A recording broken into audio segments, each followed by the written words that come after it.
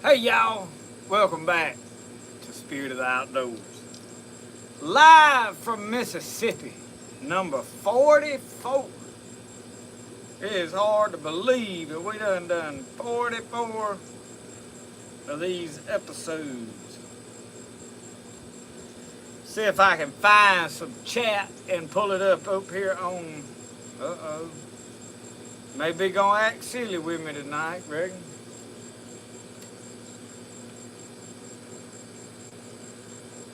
Y'all know these electronics, they'll get sideways with you and act silly on you.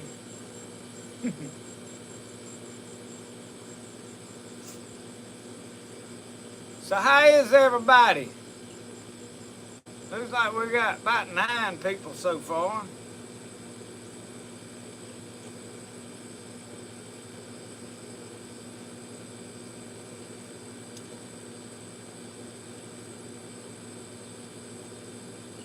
Tennessee, Uncle Sasquatch Outdoors. Good to see you tonight, my friend. Looks like this stuff right here I got gonna be slow cooperating. Let me see if I'm on the right. Oh, we on the wrong network. That's why. Wi-Fi. We want to swap over to the Starlink. It was hooked down there to this pottery shed. Huh. No wonder I couldn't read chat. Now it's hot and sweating. That is me for a fact, Jack. And I'm Black from Georgia. Mike Reed preaches the Word of God. Mike, we're going to let some folks get on and we're going to tell them about your giveaway. I just seen it before I sat down. I was scrolling through stuff. And when we get enough folks on here to plug it, we're going to tell everybody about it so they'll come get in on that giveaway. He's got some fine stuff, y'all, he's giving away. Oh, Linwood Vowel, hadn't seen you in a while, buddy. John Bright, that's my friend from not far down here. I'll probably get to see you tomorrow at Casey Gray's daughter's birthday party. We're going to come to Sebastopol. Robert Dunaway and David Lee, Michael Clinton, Jason McAllister, John Thomas. There is no telling who all on here. John, I hope you like that cup. Now, I hated to send you a used cup, but, you know, I need to get out there and make me a nut, and I'm drinking from my one. This is my flea market. Well, kind of it's not really like it's a big place that they set up outside on Saturdays and do basically a yard sale type deal. But I found this there, and I wound up having to pay $10 for it. That lady knew I wanted it. That's a little more than yard sale prices, but I wanted it. You don't see these wide bottom cups much. Jeffrey Gray. Larry Reese, how are you, buddy? Sandra, Frank, Mickey, Heartland Headquarters. Stan's Trapping. Y'all, this is my buddy Stan Nowell right up here in Nanawarya. Frank.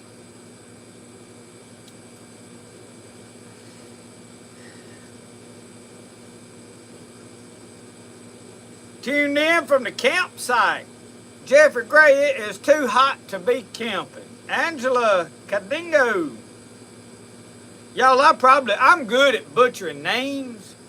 While we letting some more folks tune in, we need to check on something, and I'll tell y'all why I got the grill going and why I ain't filming preparation and getting it ready and all that is your flies is so bad around here, y'all. You can't even, you got to be careful about breathing hard. You'll suck one in. It's terrible. So anyway, it is probably time to flip these old leg quarters. So let me set y'all down. I need to raise it up. I try to do it gently where I don't make y'all seasick. You know what I mean, Vern?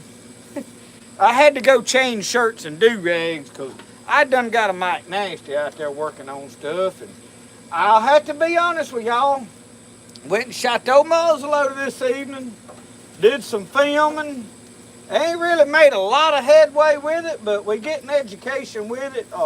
We gonna be able to hunt with it, but we got some work to do on getting it dialed in like I like it. Y'all, we put that eat 'em raw season I made on there. I like a leg quarter. That is one of my favorite things to grill. A lot of people ain't big on them, but there's plenty of meat, and you can warm. Hey, I'll eat every one of them before this weekend's over, because we'll eat one or two tonight. I'll eat one or two for dinner tomorrow. You know how that works. So, and I've been gathering up apples as the critters down there knock them out of the trees. I got 2 big jugs of that vinegar going. I'll tell y'all about that in a second.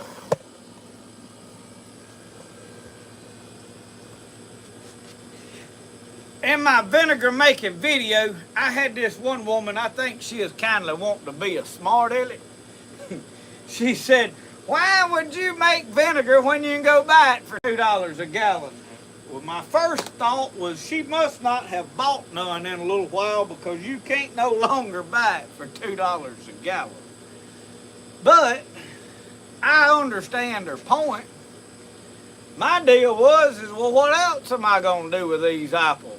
I'll just let them sit down there on the ground and ferment, because I can promise you my wife ain't going to make no pie out of them after the birds is done picked on them and the ants start crawling on them.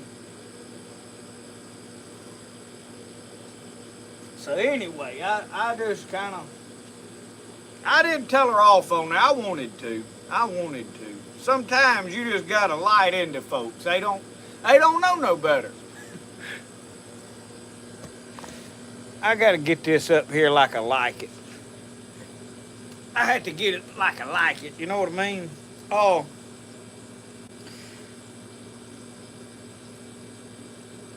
Son Jeffrey, the flies is terrible here. As a matter of fact,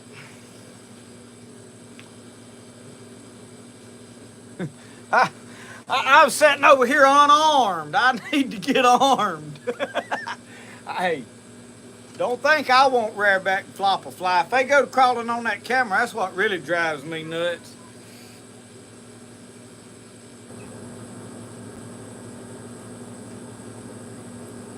Harold said I caught a bunch of small fish, then caught a 14-pound catfish and an 8-pound catfish.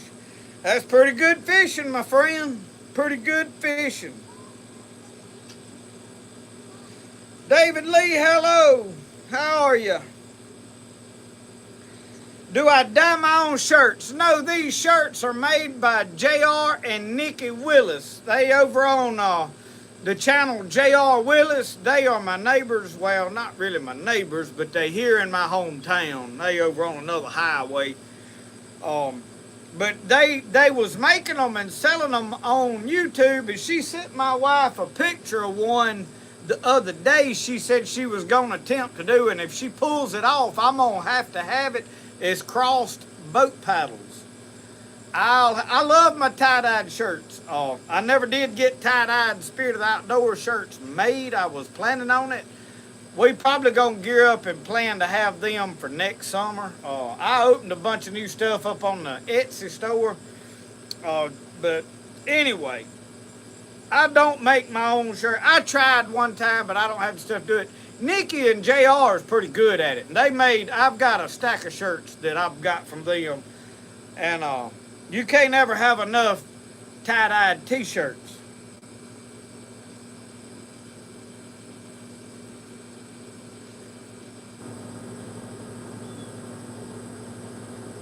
Well, Jeffrey, that's as good a reason to go as any. The boy wanted to go, so he loaded up and went.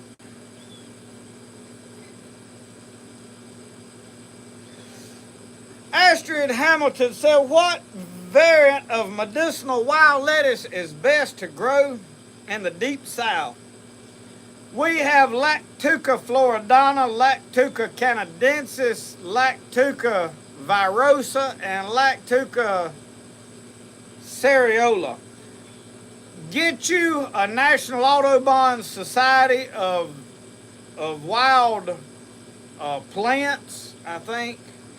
And there's not as many variables actually listed in that book as what's are. Um, I really couldn't tell you one is really a lot stronger than the other. It seems like, I want to think it's virosa, I think. I ain't 100% sure. I haven't gotten to get out and really dig and do any research this year like I wanted to. I've been busy doing so many other things, but it's starting to taper off. Things is slowing down. This week has been a good week. We got caught up this week and we had some breathing room, so I laid everything down today and went down there and filmed shooting a muzzleloader. So that video will be out in the morning sometime, or tomorrow sometime, probably around dinner. But I don't think we have but about 4, but the one that I have noticed seems to be the strongest, just tasting the lacticarium, has yellow flowers, blooms a little earlier than the other, has a yellowish tint to the lacticarium that comes out of it. But I'm going to be honest with you, I have not seen a drastic amount of difference in the potency of one versus the other enough to be concerned about it. I'm more about let's go out in the wild and let's see what we can find and let's use it. I have got pokeberries growing right here behind the house, and I've been going by eating 3 or 4 of them. Between them and this piece of copper wire just twisted up around my arm right here, my elbow is getting better, which my wife's making pottery. I ain't. I have went in and made a piece or 2, but not a whole lot. Yes, Larry, Uncle Sasquatch is on here. Yes, Rodney Dunaway, we are still babysitting puppies. We will probably have, I know one of them, for about 2 to 3 more weeks at least 2 more weeks. Miss Judy Plumley is coming to get one from West Virginia, and said she would like to have the both. Have both of them. I don't know if she's going to commit to getting both of them or not. I really don't. They Roscoe's. I would like to raise one that is not Roscoe's daughter. Because you can get some inbred. I ain't sure about the mama, exactly what all is in the mama, and so I really don't want to keep one that I can't really just sell puppies off of. And I don't have any papers on anything. I don't do dogs and animals with papers registered. I mean, I just don't.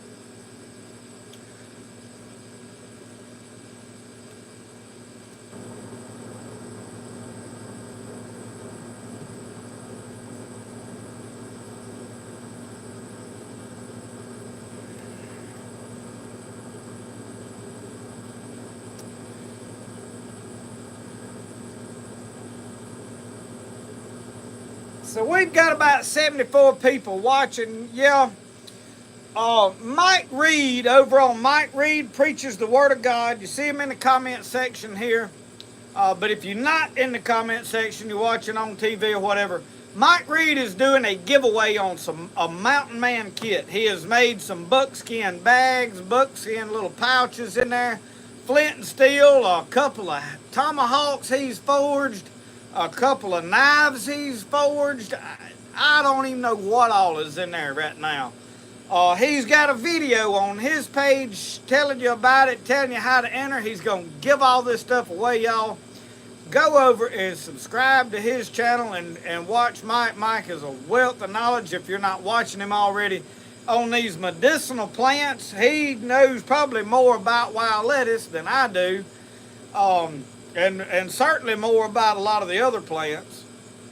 Wealth of knowledge in medicinal plants, blacksmithing, hunting, and all kind of outdoor survival stuff. Go over, and then an excellent preacher. So y'all go over and follow Mike Reed on Mike Reed Preaches the Word of God. Now, most of y'all already knew him from his old channel. And I know some people had some difficulty finding his new channel. I did. When he first started new, and I looked, I was like, it wouldn't come up. I couldn't find it. look in the comment section, link it from there. It'll take you to it. So go over, but Mike had 50,000 subscribers and helped me get to where I'm at. Got me a lot of subscribers, so y'all go check him out. And I'm telling you, this stuff he's making for the giveaway, you can't beat handmade stuff. I mean, I am a fan of handmade anything. And Mike Reed does a good job at it. So y'all go over and check that out. Teresa Wright said 98 in North Dakota the last few days. Feels like down south. I imagine so. I looked. It's been 96, 97, 98 this week. And I was like, well, maybe next week won't be too bad. I pulled up the weather this morning early when I was drinking my coffee and looked at it. And it's got 100, 101. I think I seen 102 one day and 99 one day. I was like, holy day. Please fall, come on. I don't like hot weather, y'all. I was going to tell y'all, I can't cook out here. The flies go to swarming around. You ain't seen no lot of outdoor on the back porch cooking videos. We prepared everything in the house, run out here and throwed it on the grill, and that's about all you can do. Hey, buddy. I took his collar off the other day and washed it. It got a bunch of nasty on there. He grabbed a hold to a critter I had to dispatch, and he got his collar a mite nasty, and we put it on there and ain't got it put back on him yet. There ain't nobody gonna know whose dog you are. So anyway, y'all, we did shoot the muzzleloader. Why is my screen keep going dark?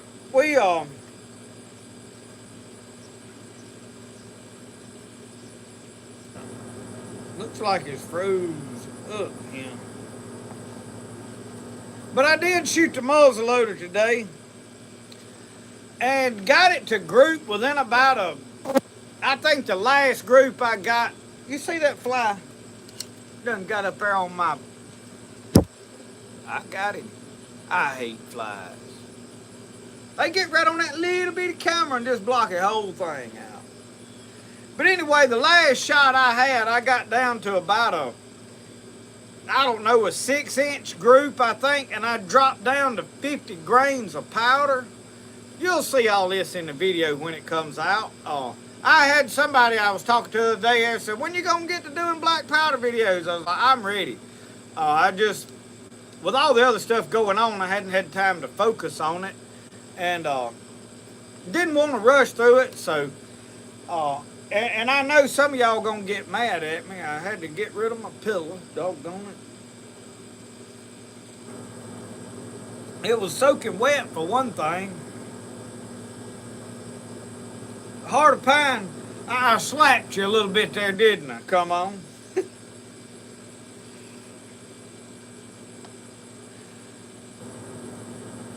Alicia said, we thought it was clouding up to rain, but I'm wondering now if it's not the Saharan dust. While I was filming, I called Uncle Sasquatch and was asking him about patch thickness and what he thought I ought to do. That's who I go to, somebody I think knows what they're talking about when I need information. And then muzzleloading, that's usually Uncle Sasquatch. I told him, I said, Uncle Sasquatch, it's done got so hot and dry down here now. It was raining last week, and it's done got dry this week. I said, the raccoons quit raiding the corn and started trying to drag a water hose out down there to drink and water stuff. He said, man, it's done got so dry up here. He said, I was sitting on the porch drinking coffee and saw a bird out there pulling a worm up out of the ground. Said he had to blow the dust off of it before he could eat it.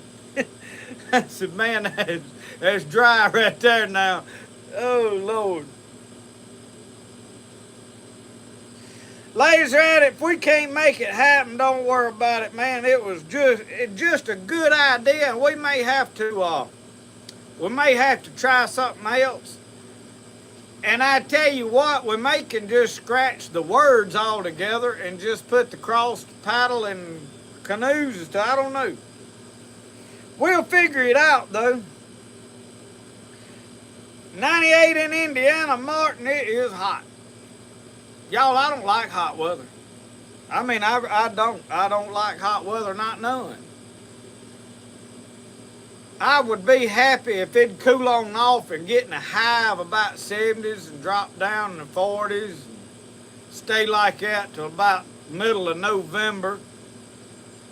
I don't know though, I like for it to get down and start frosting about 1st of October, because when squirrel season hits, I want it to get rid of them wolves and such as that, where I can start shooting. We're going to do a lot more squirrel hunting this year.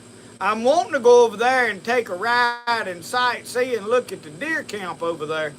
But they got this little old deal around here this week called the Neshoba County Fair.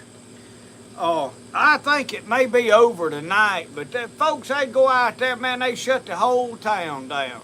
I went to try to buy chicken feed 2 different days, and they closed the businesses down. You couldn't even buy feed this week. Poor old chickens about starved to death before I finally found a bag of feed to feed them. But folks, they like to go out there and get drunk, and they stay drunk all week out there. So that's what they've been doing in this town this week. I quit going out there. But anyway, we did find some chicken feed, rambled around, and there ain't been much to do this week. I've been working on knives. About to get caught up. I got a problem with my knife business. I take orders by email. And folks will email you and they'll place an order. And then when you get their knife made and you email them back, you don't ever hear from them. I got about 3 that I've made them a knife and they didn't ever let me know. So I just pass it on to somebody else that, wanted a similar handle. And then I write their name over to the side. They never responded. I don't know how I got to come up with a better way probably to do it. But as I get caught up on orders, I'm going to start putting some stuff probably on the Etsy store when I make it and put them there. I ain't got any on there yet. Start taking payment up front. I may have to. We've had to do that with pottery. They've been several times with pottery. Somebody'd contact you and, oh man, it's real easy for you to make me a plate like this. Now, it's similar to this one over here, like so-and-so, what this other business makes. And put these words on it, write a name on it, and you engrave all this stuff. And you got a one-of-a-kind plate, and you call them and say, man, we got this plate ready. It's about $120. Well, I had this come up. Mama got sick, and we had to take her to the vet. And, had to put the dog down too this week. I just ain't gonna be able to. And you stuck with it, So, well, I don't know. But with the orders, like if we take a big wholesale order, I don't take no payment till I get ready to start working on it, because I may be behind a week or 2 on pottery. And whenever I get ready to start that order, I make them pay for half of it right then, and then we take the other half before we go deliver it. Frank Lynn said it's so hot the eggs are coming out of the chicken coop already hard boiled. I've seen that happen.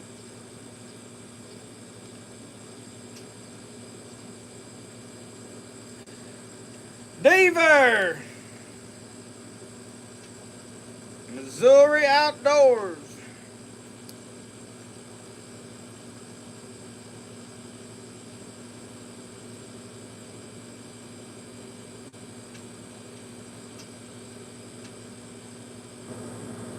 Yeah, Terry. Yeah, they $10 here, $10 there.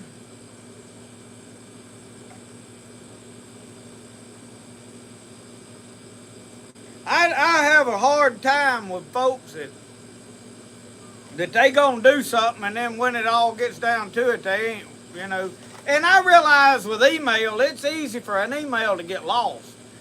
I get so much stuff, like people will tell me in the comment section, I want a knife.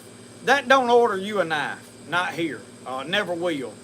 And the reason is because if I did make that knife for you, the comment is gone. I'd never find it. I'd never remember what video it was on. I wouldn't be able to get up with you. I can't take payment through there. So I have had people to comment on stuff, be like, I want one of them knives. And, you know, I don't know if they think if that gets them an order. If you got to email me, or I will take through Facebook Messenger, because I can send you a picture back and forth through there. And you can do PayPal. I take PayPal link on everything. My wife can do the square with the pottery, and the fat bottom mugs and the face mugs, when I get in there, hopefully next week I have time to get in there and make some of those, because I need to get some stuff made. I think we're going to just put them retail on the Southern Mud Pottery page instead of me putting the cups on my Etsy too, because all the links to that stuff is in my description box of all of my videos, or most of my videos.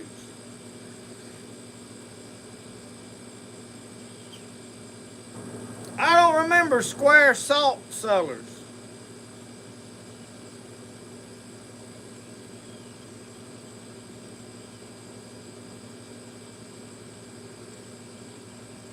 Don't know what salt cellars are, Mr. Larry. I guess I'm too young. Too young. Mark Meltzer said, I heard that it was so hot in Missouri that a mule was in the cornfield and froze to death when all of it popped. Thought it done snowed on him. I'm having to inspect my coffee because the flies is so thick over here. I'm afraid one's going to get down in my drink. If he does, I'm done with it. I don't do flies, y'all. That's one of my things about hot weather. I don't like flies, not in their bit.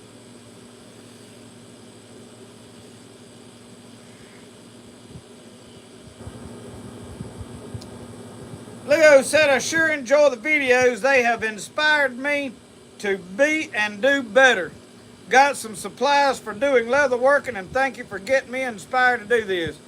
Y'all, that is what I like to do. I'm not here to tell everybody how great I am. I know sometimes people might think it's portrayed that way, but I want y'all to know that, hey, I'm going through struggles too, and hey, you can do better. There is a good, peaceful, better life to live, and that's what this is all about. And I'm going to be honest with y'all, I have let mine run me ragged the last couple of weeks because we've changed businesses and start new stuff, and I've spent a bunch of money. I done it to myself, but now it's slowing back down. I'm getting a handle back on things this week. Next week should be a good week. So it's all right. Sometimes, you know, there's just spots in life where it's like that. And I had to bow up and get it to pay everything that needed paying all at one whack. So, you know how it is. And it was because I spent I spent about $1,500 more than I'm used to spending at one time. We got it done, though. David said, my kryptonite is ticks. I woke up this morning and when I went to the bathroom to do my business in there first thing in the morning, I felt something bite me on the side, right here. I looked around and there's a little old bitty tick. He bit and didn't stick. He just went on to crawling. I got him off and done away with him right quick. I put him somewhere he didn't want to go, but he went. But I don't like ticks either. But now I don't attract ticks like some people. Some people, man, they get all over them. I'm that way with mosquitoes. I get bit a little bit, but they don't just wrap me up. My thing I hate is the flies. Flies will kill you because you be trying to eat something or skin something, and man, they go to lighting and landing all over what you trying to clean, cut up, and cook. And I don't like flies. I done skin enough hides and tried to tan enough hides. I know what a fly do to it. Some of y'all know too.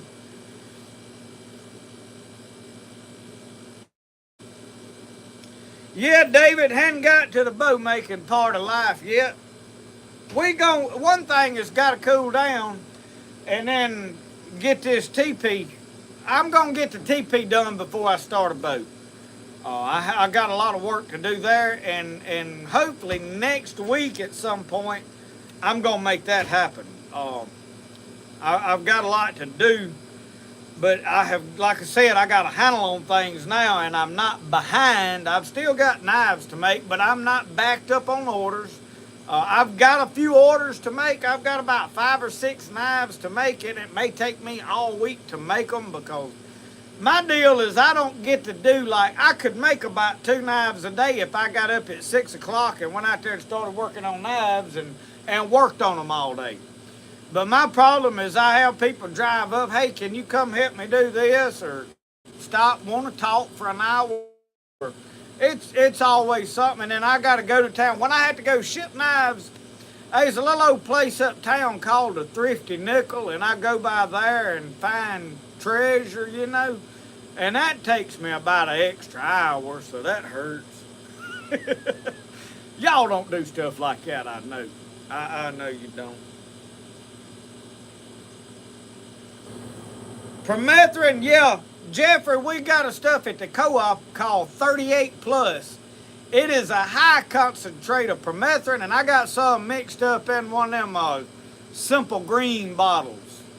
And I've been killing, I had to spray my wood down there with it for termites. They've been eating up some of my wood.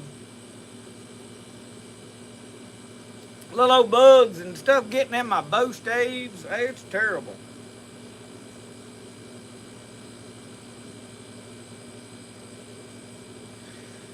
Laser Attic, I'll see if I can find a place for rent over here and you just get your stuff moved over here. That'll put us both in business. Yep.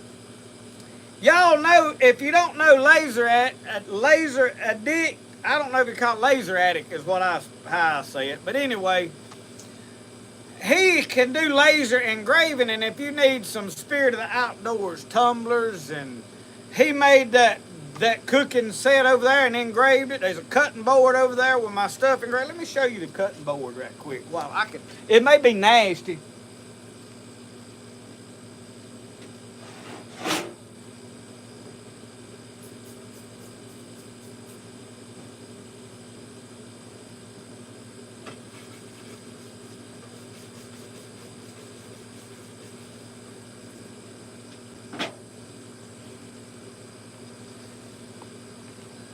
I wiped it off a little bit, but check this out. Most of you have seen this, but he engraved that in there.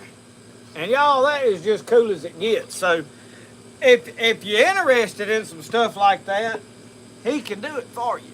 He can make it happen.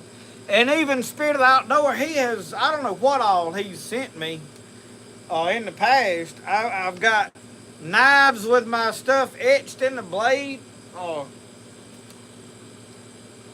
Of course, the stamp that I'm stamping my leather with, putting a logo in my leather, he made that for me.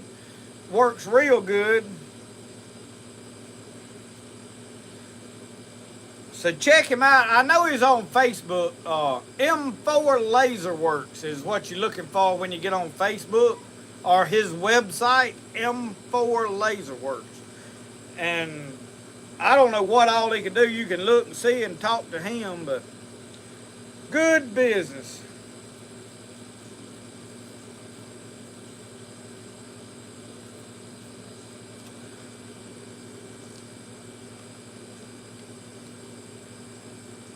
Yeah, Ted.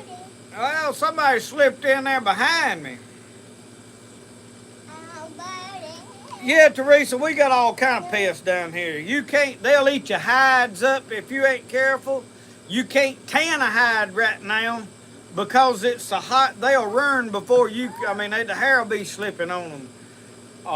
It's all kind of stuff. So it makes life tough, but you know, it don't stay winter till May, so that's a plus. It's hot though. I'm sitting here sweating.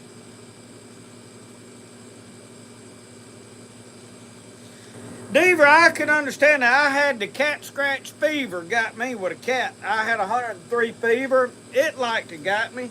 And then the 4 heat strokes is why I can't deal with this heat no more. I had to quit metal roofing because of that. So yeah, when you get to that point where it starts having medical problems, it'll change your body. You ain't the same no more. He'll fall out of that here in a minute. Y'all will be well entertained. There ain't no doubt.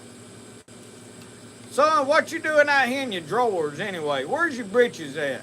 If you're going to flop around on camera, you need to go put some clothes on. He said it was too hot for the britches.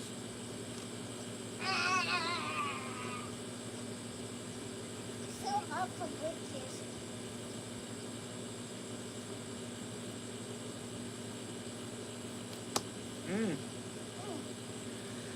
Something was about to get me right there. I don't know what it was. Look at all kind of stuff flying around out here. But there is a slight breeze today has made it somewhat pleasant. I wanted to go fishing, but fish won't bite. I don't. Hey, who you talking to? I just said the same thing as you. What? You say blah, blah, blah. I said blah, blah, blah. Yeah. That boy right there, y'all, is a mess. Y'all see him picking them mushrooms? We fried them mushrooms last night. We took them and we had deer meat last night. Got out some tenderloin out of the freezer. Hey, quit hollering now. And Michelle made homemade biscuits, rice, gravy, fried tenderloin. We call it tenderloin. It's the back strap. So anyway, we eat good last night, and then I eat deer meat for dinner today. So we polished that off. We didn't waste none of it. He's gonna get his leg broke right there. Larry, you going fishing tomorrow night? Y'all gonna fish on them rocks? You better get you one of them bright headlights like I got. Them things, that's the way to go. See how to get up and down them rocks. I don't know what this is flying around, but I'm gonna beat myself to death sitting here.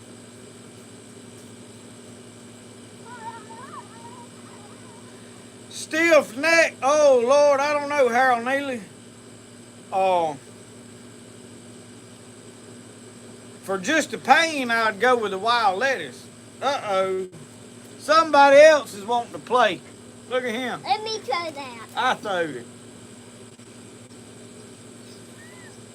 He got that in the box the other day, and he's really took to it. He's running. They both going around the house. He'll come back by in it with it in a little bit. Oh, you got you a boat this time, Larry. Good deal. Jeff said fish biting on Wright Patman Lake. Amy Terry, how are you?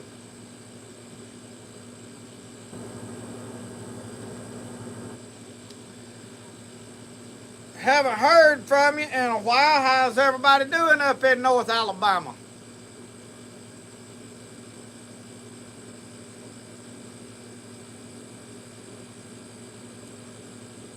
Y'all, my pea patch out here is about started making peas again, but I done fooled around and let the grass take it. I was gonna go out there and pick some. Well, what'd you throw it on the ground for instead of handing it to me? Let me try that. Well, throw it straight back behind us back there. Throw it that way. Back behind.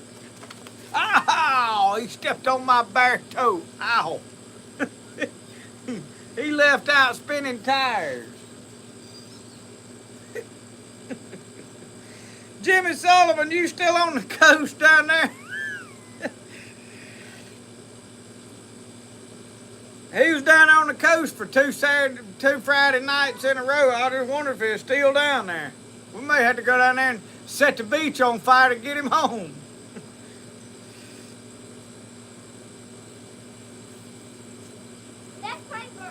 Amy Lambert said the Tom Bigby is home. What part of the Tom Bigby are you on?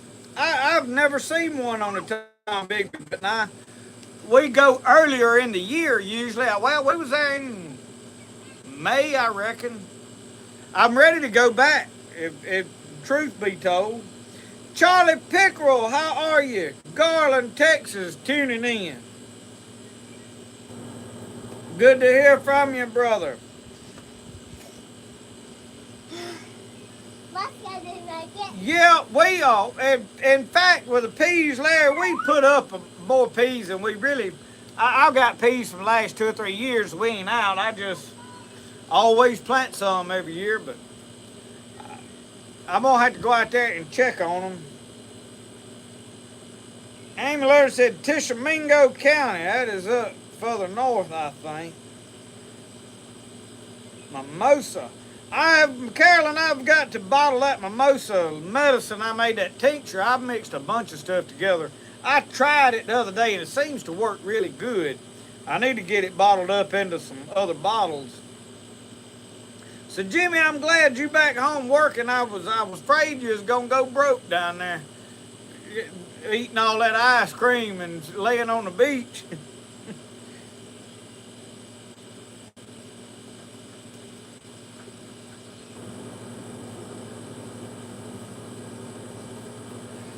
Hell, my daddy bush hogged his peas and they done putting back out. They this tall again. Throw it straight back this way. Bring it here, Roscoe. Bring me the toy. Bring me the toy. I'm through it. I'm through it. Okay, I tried that. He's gone. Hey.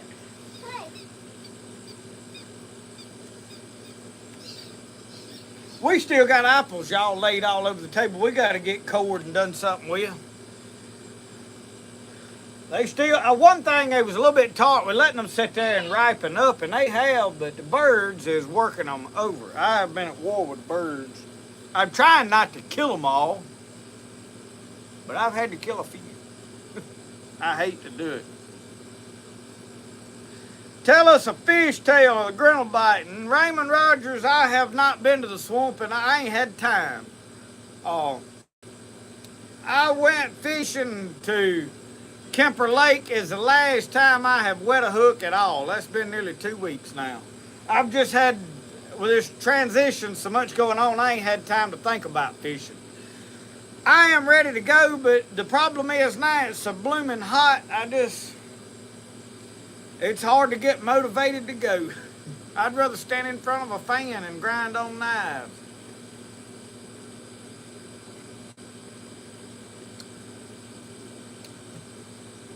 So I ain't got no fish tale to tell. CJ, good evening. But I will say this. I'm ready to go crappie fishing. I am ready for the crappie to bite. So what I did do, I helped my neighbor up here. I don't know if y'all watched some of my early spring crappie fishing. My neighbor has about a 10-acre pond up here, pretty big pond. And in the spring, over in late March, early April, you can go up there with a jig pole and I mean just pick crappie up from right off the edge of the bank right there. I mean they'll be up there like they trying to get on the bank.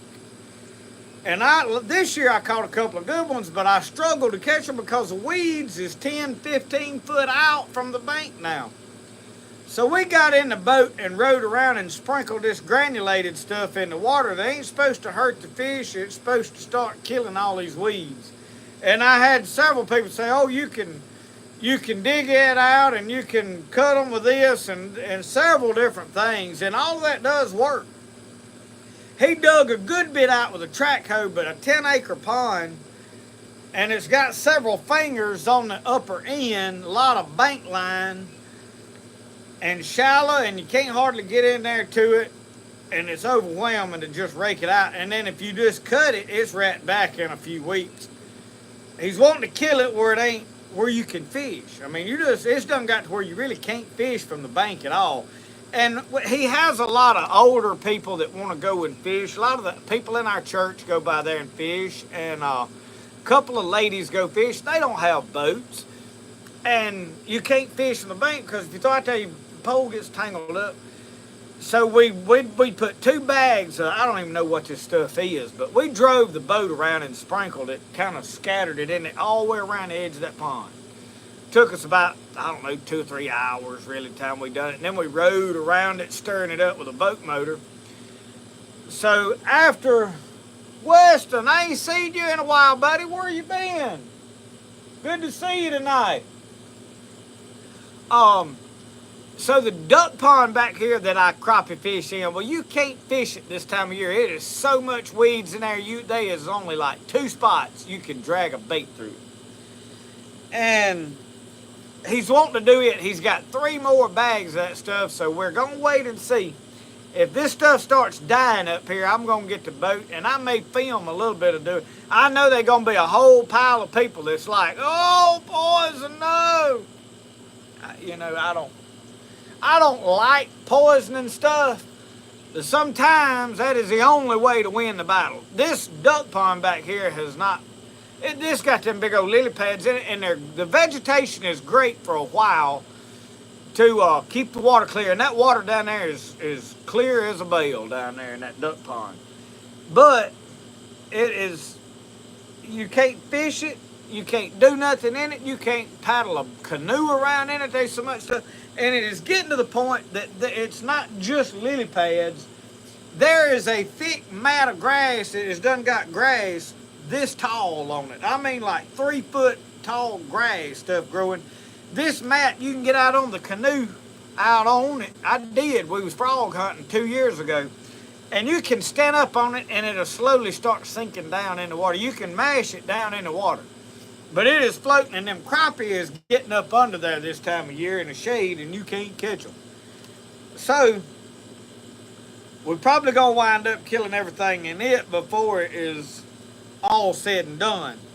But it's like, we're talking about the poisons. I can be out here sprinkling stuff around my squash bud, and there's a pile of people that are convinced that the ground is sucking poison up and putting it in the fruit, and it kill you. It'll leach a little bit of stuff up, but not to a harmful level. If it leaches something up to a harmful level, it'll kill that plant. I don't know. Nature is the greatest filter, and people don't understand that, those plants are a filter. It's filtering all that stuff out of something. So, anyway, I have ate enough stuff that's had poison put around it.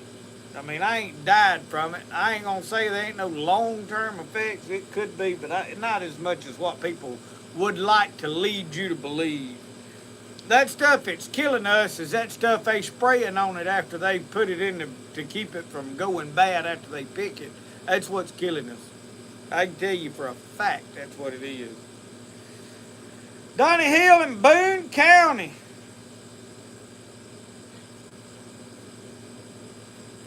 Cindy Abear said, it's so hot in upstate South Carolina, the last fish I caught in Lake Hartwell came up with an ice pack tied around his head. That's good. Ever cooked with a pressure cooker, Michael? Yes, sir, we've cooked with a pressure cooker. We probably gonna put an old raccoon in there here for long. May put one in there this coming week, because don't tell nobody, but me and Brody went and put out about 5 or 6 coon traps this afternoon. They in my corn I was gonna take to the grist mill, and I mean in like 2 nights coons have just destroyed it. And I don't know what to do. You can't relocate enough stuff. I'm in kill mode now. I'm no longer relocating anything. Brody's had to get over, which we hadn't relocated. I've killed about 5 or 6 or 8 coons already this year, and I don't like that. But doggone, can't they go somewhere else and eat something else? I can't have nothing. I'm gonna wind up, if I had about $100,000 extra dollars, I'd put a net wire fence all the way around my property that I'm mooring, and put me a gate out there, and that'd keep, and I'm talking about like 10 foot tall. But a coon had come right over it. It wouldn't slow him down.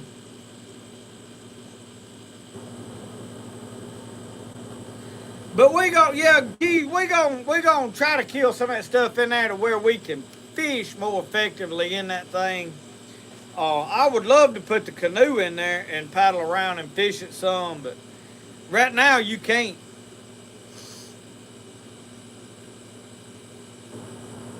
Well, Jimmy Potts, email me and I'll get you a name of what this is if it works. Now, if it don't work, I won't recommend it. But it's a bag of stuff, and it probably ain't cheap, but it's like a little granulated, like little bitty pellet. It looks like rice, but it's smaller. So Tennessee Smoky, I don't have anything as far as knives on the Etsy store right now. Now I'm as soon as I get my orders done, I'm gonna start putting stuff on it. So far, what little stuff I have done, I have put on my Facebook page, and like in a couple of hours, it's sold. So I may put some on there, and when I get through with orders, it'll start going on there. That's how you pronounce sapele wood. I want to put some of them in different things. Now the Osage is by far everybody's favorite handle material for the patch knife, but some of these other woods are very beautiful. And I have got some new planks. My daddy's remodeling that cabin over there that we've got, and there was some sycamore on there that had some beautiful grain in it. I have got several tall boards. I've got a good bit of beautiful sycamore now.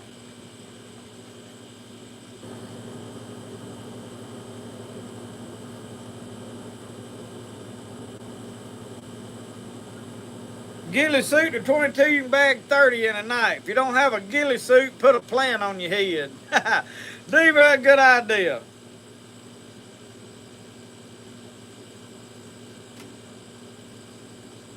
Backyard fun said, got a possum here getting ready for the same treatment. Old lady tired of getting almost bit on the porch every night.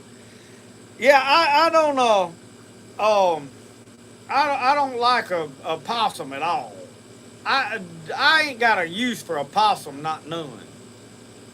They ain't done nothing but eat stuff. A lot of people say, oh, they eat ticks. They don't eat no ticks. That's the biggest foolishness. Do turtles taste gamey? Set out turtle basket. We don't fool with the turtles much. When I was a kid, we used to shoot at them with a pellet gun. I have eaten one turtle in my life, that big old turtle, and it was all right, but it was tough. Wasn't that good, but it was because it was an older turtle, I'm sure.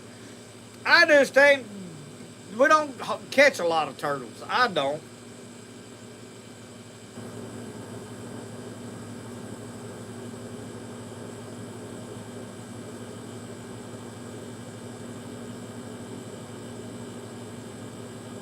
With Tennessee Smoky, I can hook you up. And yes, we've got armadillos. We have plenty armadillos. Y'all, let's go check on this yard pimp over here. Y'all know what yard pimp is? Oh, let it make some racket. Y'all look off in there. Ooh. Oh yeah, it's looking all right. Looking all right. We're going to shut it and let it cook. I like my chicken done. I'll eat a steak in a manner that a good vet could revive it, but now chicken, I want it done.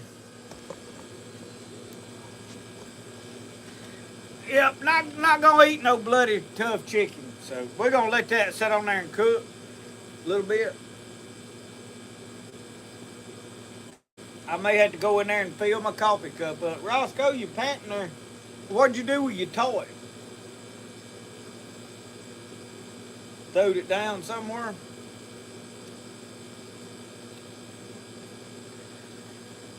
Barnyard buzzard. Yep, Uncle Sasquatch, that is exactly what a possum is, in my opinion.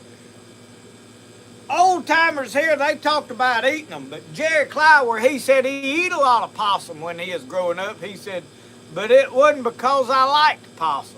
He said it's because that's all we had to eat. That'll be why I eat one. I ain't never gonna say I won't never eat one. I done learned it. Don't never say what you are or ain't gonna do. Say I'd rather not if I don't have to. Yeah, Jeff, I like them old leg quarters. Leg quarters.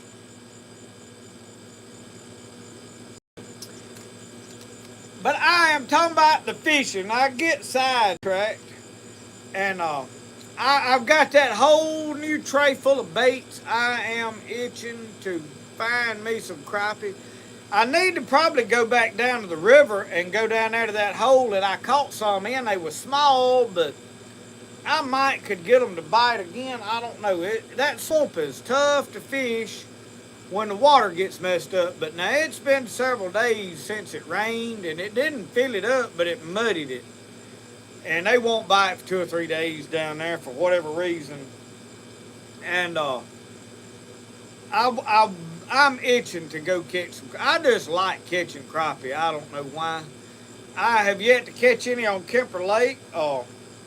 Need to go up toward Tom Bigby, and I could throw some jugs out up there and then do a little crappie fishing. I don't know right where to crappie fish up there around Pickinsville, but I would love to take my camper up there. But the problem is a little bit hot to be up there fooling around camper. Fortunately, mine's got good AC in it. West Tennessee, y'all got a lot of armadillos. Them things, they eat up all the earthworms around here. They eat up a lot of ants too, though, I think. I do think. I had never eat one, but those Mexicans that I worked with, they eat them going and coming. They talk like they liked them. I got empty 22 bullets laying here where I've been fighting a bird war out here. I'm fixing to run in here, y'all, and pour me some more coffee. I need some fuel for the fire. Look, y'all don't go nowhere. We in for a long night. Tell Mama to put her teeth in. We're going to be here a while.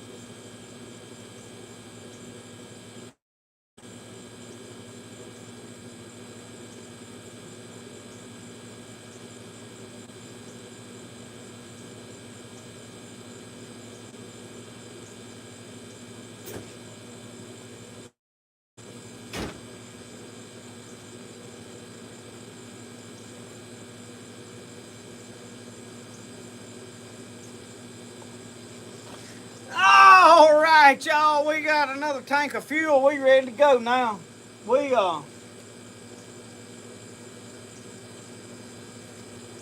I went in there. Mama been in there feeding them puppies. Had to make a run to Walmart's last night. We went to the Tractor Supply to get some formula. The lady told us, said they've been eating dog food. She claimed she'd been feeding them 3 or 4 days, and Mama wasn't letting them eat. Well, we got them here, and they won't eat hard. They would nibble at it, but they wouldn't eat nothing.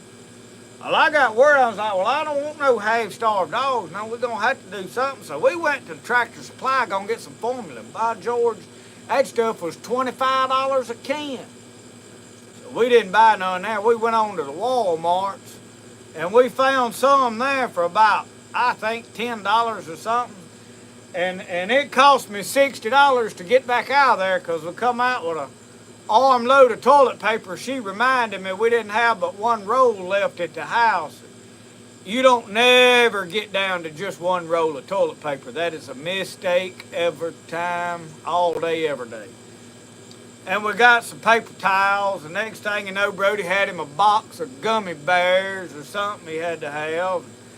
Well, I found me another, some JB Whale brand bottle of that epoxy. I'm going to experiment with it, see how well it holds up. It was about $2 cheaper. JB Whale's a good brand. But anyway, you know how Walmart's is. You go in there, you don't never just get the one thing you went for. That's why I like shopping online. You just get the one thing you want and you're done. But anyway, she been in there having to syringe feed these puppies. So just now, when I went through, son, they get their little bellies full and they conked out. I had them in my lap last night. Roscoe went out and wanted to make him a loop around the corn patch, I reckon, see if there's any coons down there in it. We caught a skunk this morning in our trap. I knew something had been turning them over and dumping the feed out of my little old can traps. Something been absolutely stealing all the feed out of them without turning them over. And I don't know if the skunk's done that too. I think squirrels is doing that. I don't know. Anyway, I caught a skunk in one last night. And so we got them baited up again. But anyway, he come back in, and I was laid up there in the recliner. My wife took my picture. I didn't know it. I'd about nodded off. All of us piled up in the recliner, sound asleep. Them puppies is in my lap. Roscoe looked up there, and he looked at them. He didn't know what to do. He ain't sure about them puppies.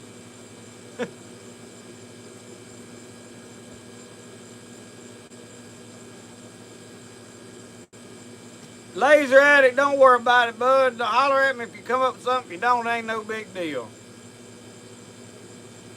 D-Rye, I hate to have to use my socks, but I will if I have to.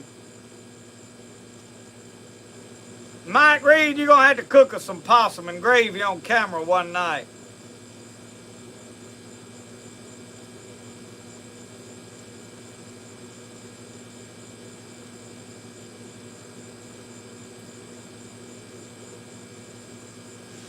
David Rusher said tuna fish and milk for puppies. Bought my retirement deer rifle today. Mossberg 350 Legend, light and low recoil. Well, Reed Mitchell, I hope you kill one like old El Mucho Grande, like old TK and Mike used to hunt. They'd go down there to Mexico, and he said, I'm going to shoot old Mucho Grande. I hope you kill a big one. Just make sure it's nice and overcast when you go. Yes, sir, Mr. Mike Reed. Glad I can help you out. And if there's any of you on here that wasn't on earlier, Mike Reed's giving away a Mountain Man kit. Go over there and check it out. I promise you, you don't want to miss out on getting your name in the hat. He's got 2 tomahawks, couple of knives, flint and steel kit. I don't know what all. He's made out of buckskin leather. Y'all go check it out. I know there's some new folks done got on here that didn't hear me earlier, so get in on that. And Reed Mitchell, you go over there to Mike Reed's channel, and you might need this bag to put some of your shells and stuff in there with. I'm gonna tell y'all what I'm thinking about for my not ever gonna retire rifle. If I don't get this muzzleloader 50 caliber tuned in where I can stack them bullets up there at 50 yards like I want them, we're gonna be buying us a new kit to build, and I'm gonna go see Mr. Jack Garner and get me one of them mountain rifles in about a 54 caliber or something other. I'm probably gonna get me a 50 caliber because I already got molds and a whole bunch of stuff if I build a rifle. If I go smoothbore, I'm gonna probably go, I don't know, 54 or 62. But probably gonna build me a rifle to rifle because depends on what happens here in the next weeks trying to get this one tuned in. Randy Mitchell, how are you? Y'all two related? Must be.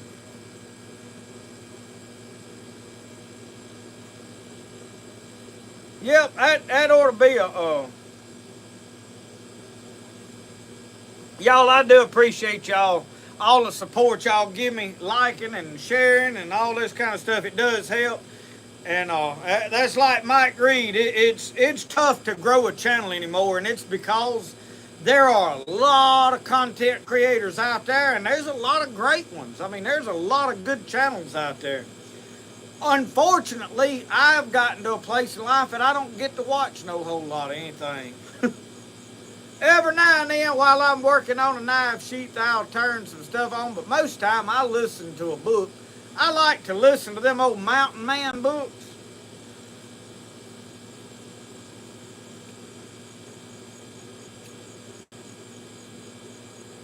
Get the 50 like Hatchet Jack. Yeah, buddy, we need us a 50 caliber Hawking.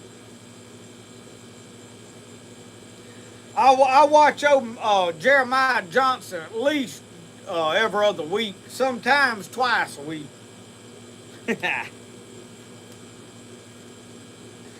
Kathy said her husband watches me more than he does her. Oh Lord. When I went to see my buddy Tony Parker the other day, when I got that animal, we was just up that way and stopped in on them up there. You know, y'all ever do that? Just stopped in somewhere to see somebody? She told me, she said, no offense, she said, but I get sick of watching you. That's all right, y'all. Do I ever read any Foxfire books? I haven't read through them in a while, but I have the whole set, and I've got them in the vintage original copies. Yeah, I've got the Foxfire books, and I have read through most of them, but I hadn't read them in a while.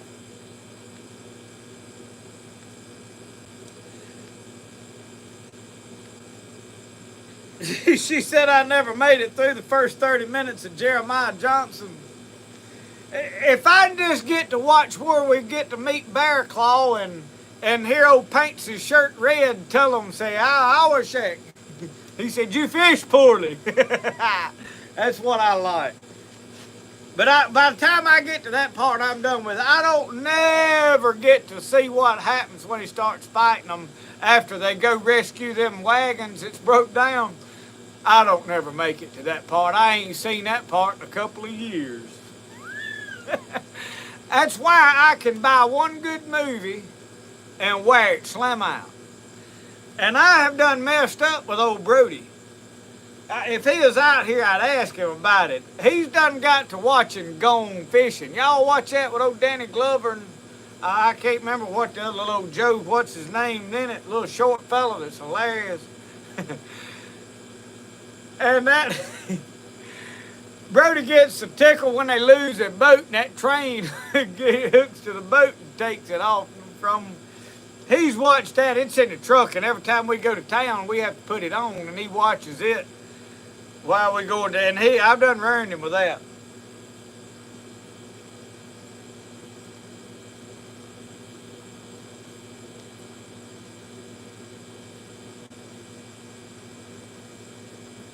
Hawkbill hook knives.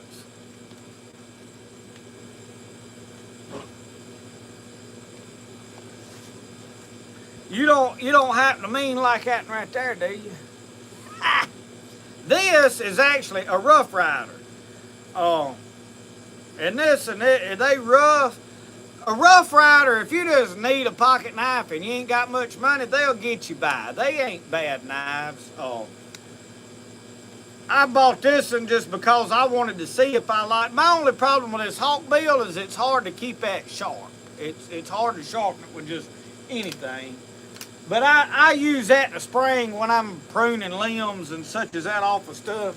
I imagine it'd be great for cutting okra if you want to know the truth, but a lot of times I use my snippers.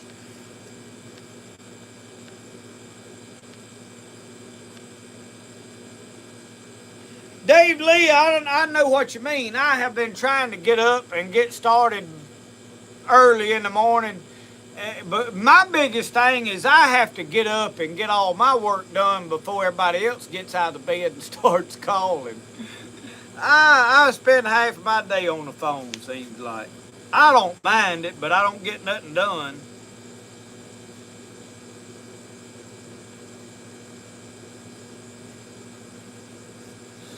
Deaver Vision, I see you seen that Hawk Tour too. Girl done went slam famous over something so stupid that I...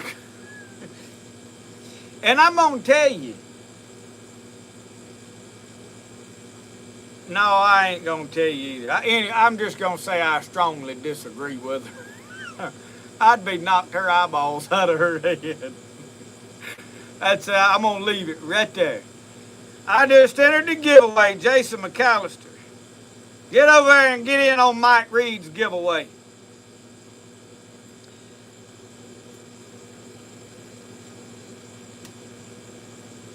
I'm trying to read through comments, y'all. But yeah, Deaver, it is hard to grow a channel. I have been working hard at it for... Well, I've had this channel for 12 years. I have been actively making videos about, I don't know, 7, 8, yeah, I don't know. I ain't even looked. probably about 7 years, 7, 8 years. And I'm just now at 30-something thousand subscribers. It's tough. Oh. But I'm going to be honest with you. When you put out good, clean stuff, people don't really like that. I mean, there's a lot of us that do. The majority of people want filth and nudity pumped into their head, and that's all they like. Stupidity. And I don't care a thing about any of it. I just... Brunswick Mower Supply, the best way is either through the Facebook Messenger, get on there, or either email me at justinpeden@gmail.com. If you go back to the last video where I did a knife update about 2 days ago, watch that video. The email comes up on the screen in that video, and you can reach me there. Clint Eastwood, I got all the Clint Eastwood Western movies in there on digital video disc. Jason, yeah, the culture is terrible. There's no doubt. Our culture is, but it's the spirit of the world that we live in. I mean, it's just evil has prevailed to a point. It hadn't prevailed against the church, but it has prevailed over the nation and the majority of people.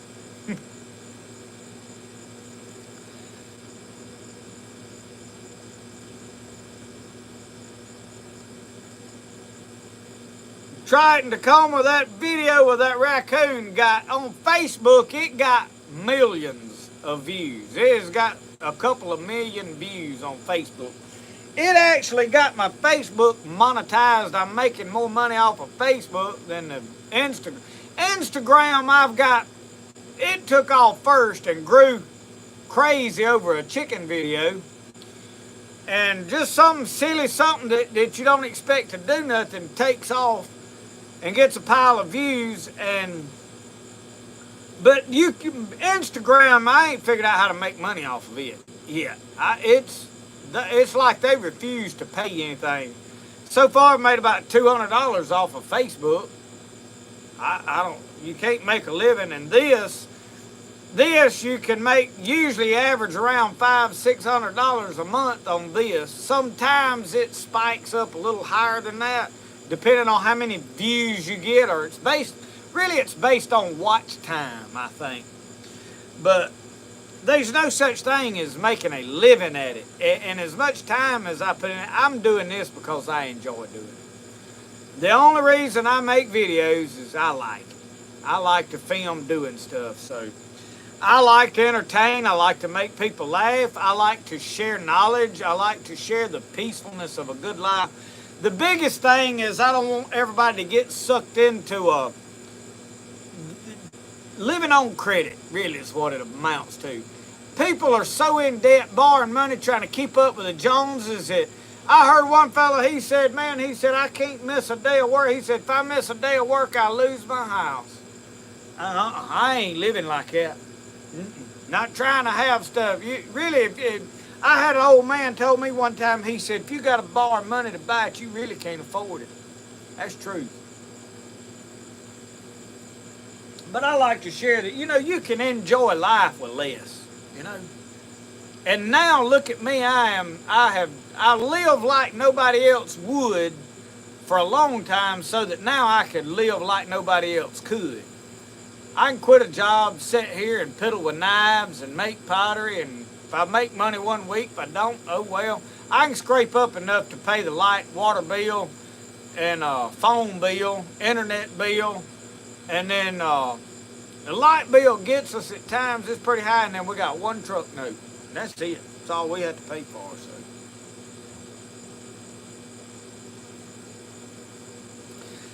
Kathy, I can't get her to film videos. I told her to start making videos and get her channel monetized. And she just don't like to film as much as I do.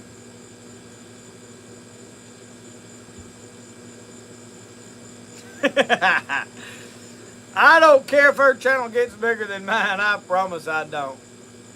It don't bother. The only problem is she ain't willing to take her clothes half off to film her videos. That's what grows a woman's channel. If she'll get scantily clad, your channel will grow. That's what people want to see. But that ain't. You know, and I told my daughter, we was talking about this. I want y'all to listen here. Amy, I got a key. I didn't give away the mug I was drinking out of. John got it. Oh, but y'all listen to this philosophy right here. You look at all these young girls now, and even some of the young men now. They make all these videos with the clothes off. You look at all these young girls that's got OnlyFans so they can get famous, get their YouTube channel skyrocket, or they, you know, making all this money, and but then they don't never experience a wholesome relationship. Why? Because nobody wants that. Every man wants to look at it temporarily, but that ain't what he wants to keep. And think of it like this. What is the most valuable thing you possess? Usually it's your money. Now we're talking materially, not don't get spiritual on me here, okay? Not yet. The most valuable thing you possess usually is your money, as far as a material possession. Not your family, your kids, all that. We're talking about your material things. And you don't never take your money and just throw it down out there and leave it laying, you know, on the dash of your car while you go in Walmart. And, you know, you don't just leave it piled up, $100 bills piled up on the table while everybody's in and out of the house, you know. Now, you keep it locked away somewhere because it's valuable. Your body's the same way. If you sharing it and showing it to everybody comes along, it ain't worth nothing. It ain't valuable. You trying to give it away. And see, I mean, if it's valuable, you're going to keep it hid. And if it's valuable, then there's some guy come along, he's going to actually want that, not just want to take a peek at it and go on about his business. You know what I mean? So, young girls, if you're struggling to find a man to keep, in other words, we ain't talking about for one night, that's how you do this. You got to be valuable. You got to think of yourself as valuable. And I done lost all my chat. Now, this thing gets all wall-eyed and wonky.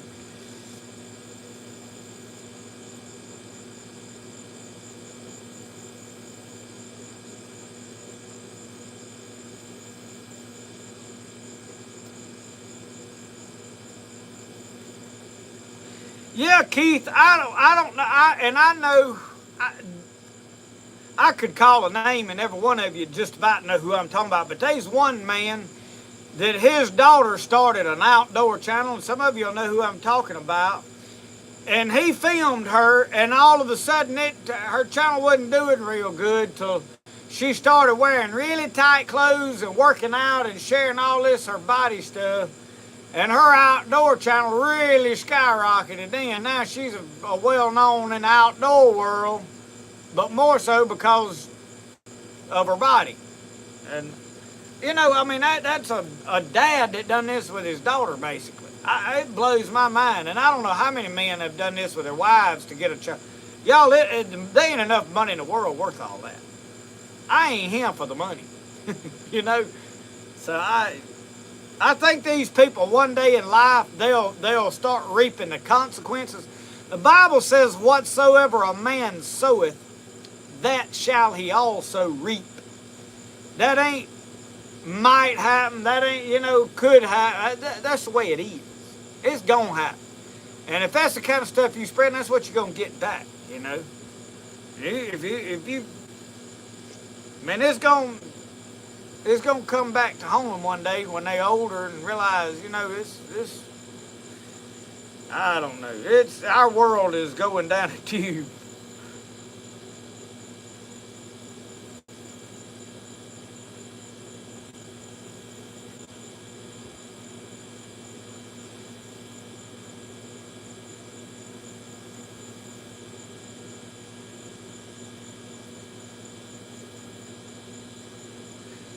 Yeah, Deaver, I can imagine. Anything to get a little bit of attention. And we're talking about attention that is short-lived, like seconds. This ain't like, you know, It blows my mind. And it's like you talking about this girl with this Hawk Tuah video. She quit her job and done got on stage with country music singers, and it's like, and I'm like, how in the world? I've been trying to make content for 8 or 9 years and struggling with it. Oh well. Oh well. Yeah, Larry, I can see somebody getting a tattoo too, but that mess all over your face is where I'm like, I don't get it, Big Dan. I just don't get it. But, you know, if that's what they like, have at it. I ain't going to condemn them to hell over it, but I wouldn't do it. I don't want to go around looking like that. I got one tattoo, and there's days that I regret it. I mean, I'm thinking, why did I put that on me? It don't even interest me no more. Everybody's like, oh, it's art. Yeah, you don't like what it looks, you know, I mean, I don't.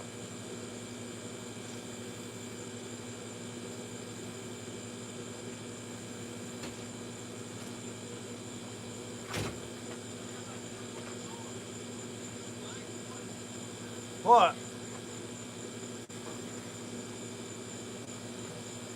I come tell her right now. Oh, get Mama on camera back in. Did you get Brody out of the tub? Yeah, I got him his jumpers and everything. Yeah, Jason, that's right. She ain't gonna like how famous she is when the Lord comes back, and he's coming, y'all.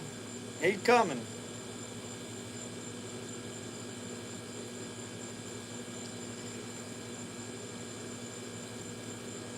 But you know, y'all, we've all made mistakes. I try not to condemn people over their mistakes. I can say that's a bad decision. You don't need to do that. I ain't never going to look at somebody and say, you're going to hell because of that. Because, you know, I've done a lot of stuff in my past that I should have went to hell over. Really. And I'm hoping Lord's merciful, and which I know He's forgiven me. I've been washed clean since then. But so I try to not be judgmental. But I can look at the things they're doing and say, hey, that ain't right. You don't need to be doing that. And I can tell them there's consequences in this life for it. But, you know, it's hard to make people see that. And it's like people that are gay or lesbian or whatever.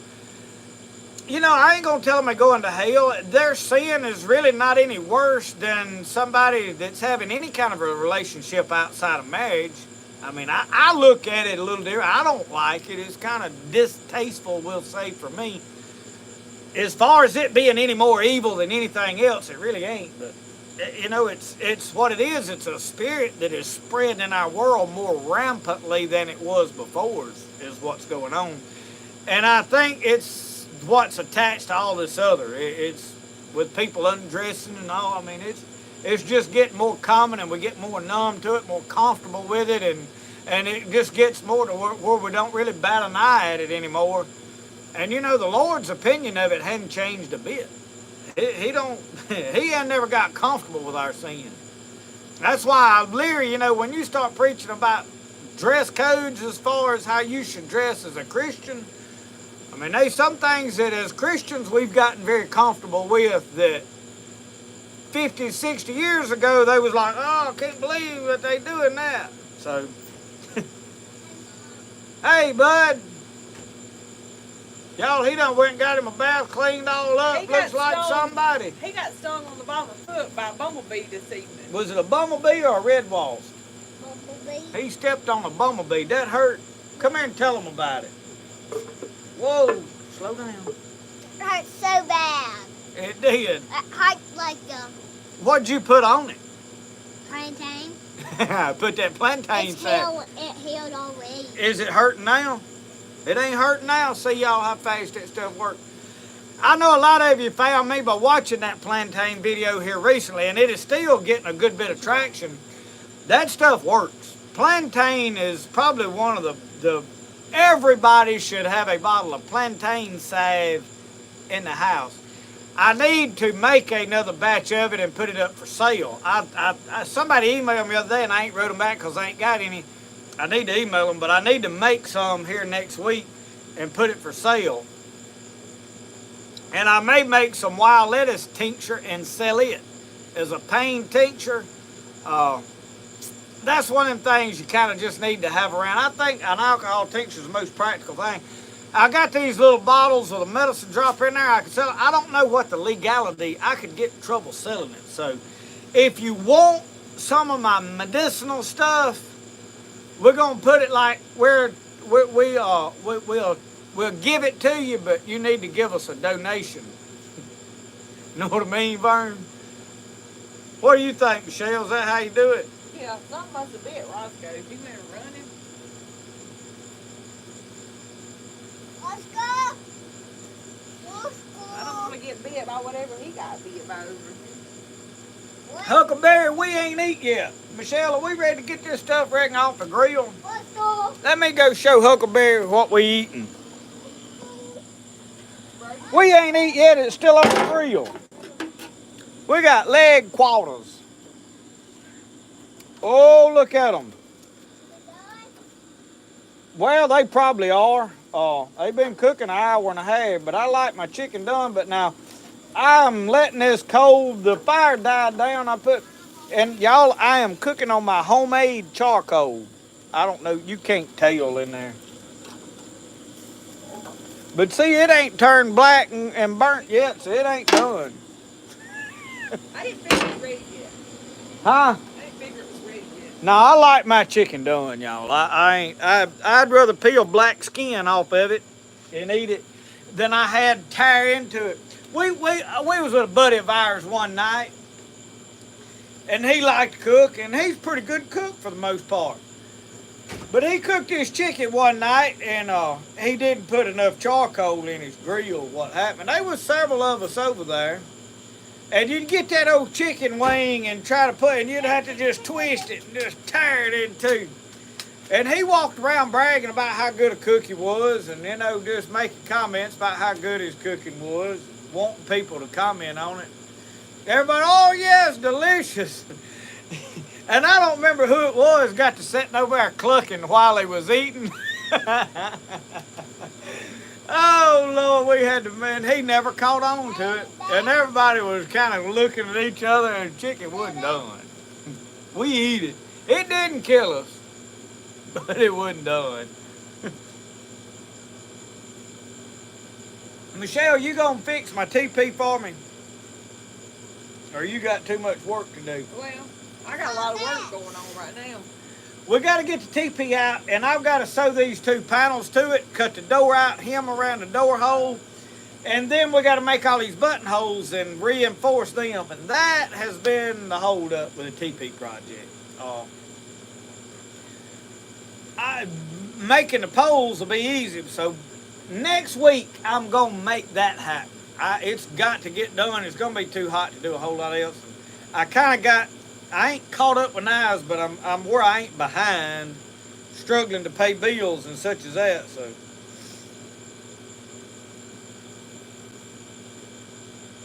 Don't be running around without your shoes on. You just had a bath. If the puppies were awake, we'd bring them out here. They asleep in there? Yeah. Victoria said she loved frog legs. You know, I thought about frog legs.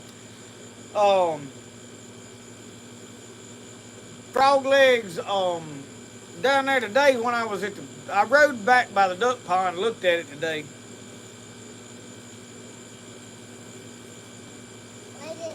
You call it Cajun black, and yeah, Martin, I'd rather char that skin on that chicken where it's just about black and eat it off before I would having it raw. You know what I mean?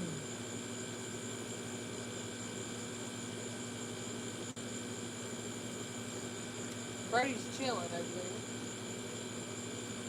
Triple Creek Farm said next to your post are the letters UM.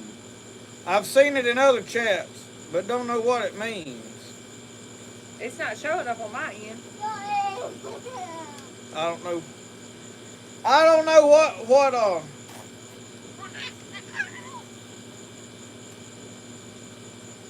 Oh, he's asking Victoria.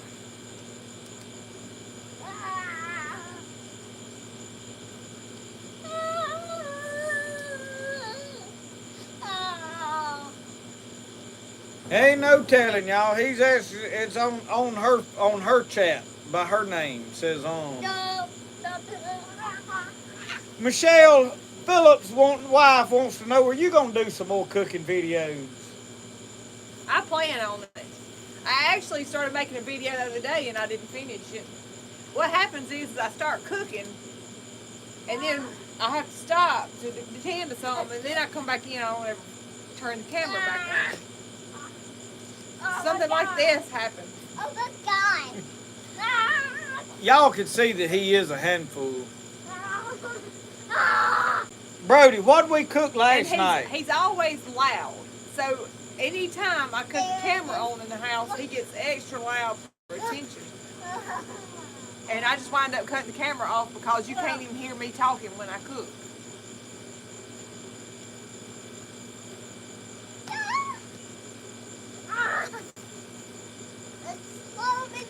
Kathy said put some butter on that chicken skin and let it brown on that grill. Alright. I'll show you how we'll go about this. We can do that. Well, first off, I need to clean my refrigerator too. I still got a slice of watermelon in here. Here's that. And I got a lion's mane mushroom in there. I'm gonna tincture it too when I get So I got a stick of butter I had left over from another cooking video I did, and I just kept it out here. So we can do just what you say. I like it. I love butter. Now Jeff is saying don't listen to Kathy. Oh yeah, I like butter. I like butter. Or they must be husband and wife. They'll tell you.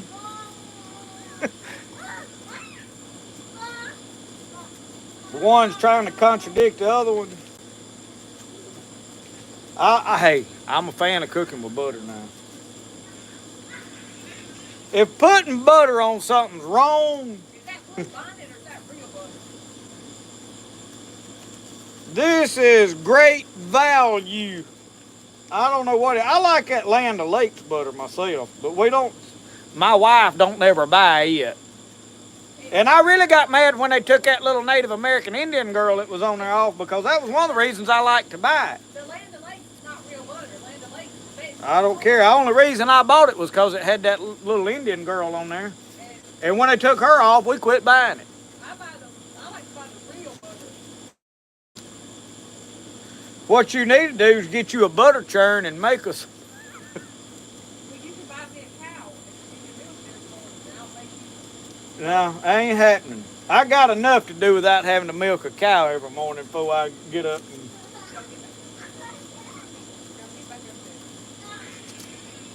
Well, I don't know what I'm going to do with this now, because I done rubbed it all over that chicken. If I stick it back in that refrigerator, somebody is going to come unhinged.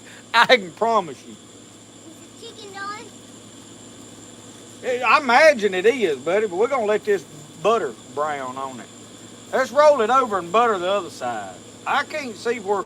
It's got Edam raw seasoning on it. I just touched the end of them bones. I didn't handle the whole chicken. Can you have a piece of watermelon? Pork chop, Brody's still eating watermelon. Pork chop brought us enough watermelons the other weekend to last us a while. We've been keeping one of them in the house in there. We're going to bust it open, but we cut another one in there, and it's in the refrigerator. Yeah, he don't need it after his bath, because it'll be dripping off both elbows. All right, I'm going to leave that piece of butter just laying right there and let it melt. I need to break it up, though, into...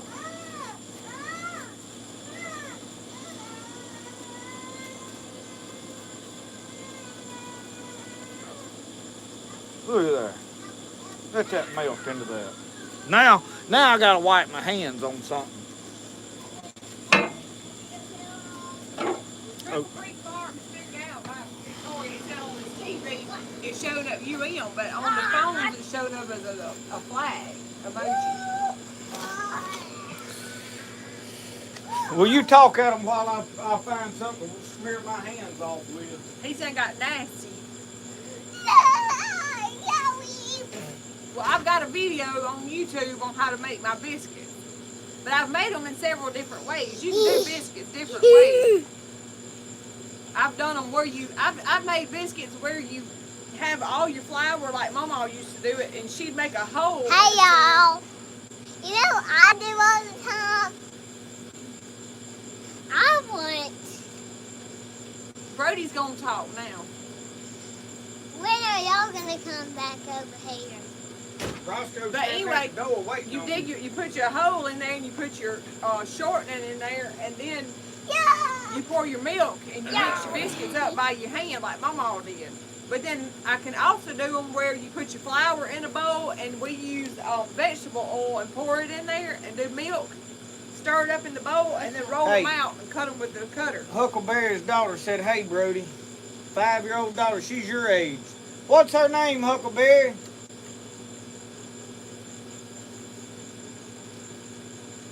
You was talking to Exodus about the biscuits? Yeah, about the biscuits. Lindsay, let me see what she ordered. Carrie Gold Butter. Have you ever heard of that? Somebody said it's awesome. Yeah, it's like that organic grass-fed butter. It's good, but sometimes it's more than I can. Yeah, you throw that to him. He's got his other bone. More than I want to pay at the grocery store. We done got the camera set up over there where they can't even see you. I move it around too much. I can't never get content.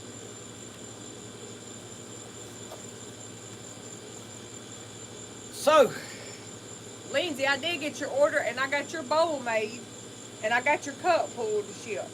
Michelle's been learning to make pottery, y'all. We've been in the pottery business for about 5 years, and Michelle started making pottery, and then when I quit metal roofing and come home, I started making everything, and all she's done for 5 years is glaze. So, well, I had to get some boxes to ship some pottery that had been ordered, so I got my boxes, and then the glaze that I use on those blue pieces, I've been waiting on it to come in the mail, and my tracking said it would be here tomorrow, so I hope that comes tomorrow, and then I can get the rest of my cups and stuff glazed and fired and shipped out.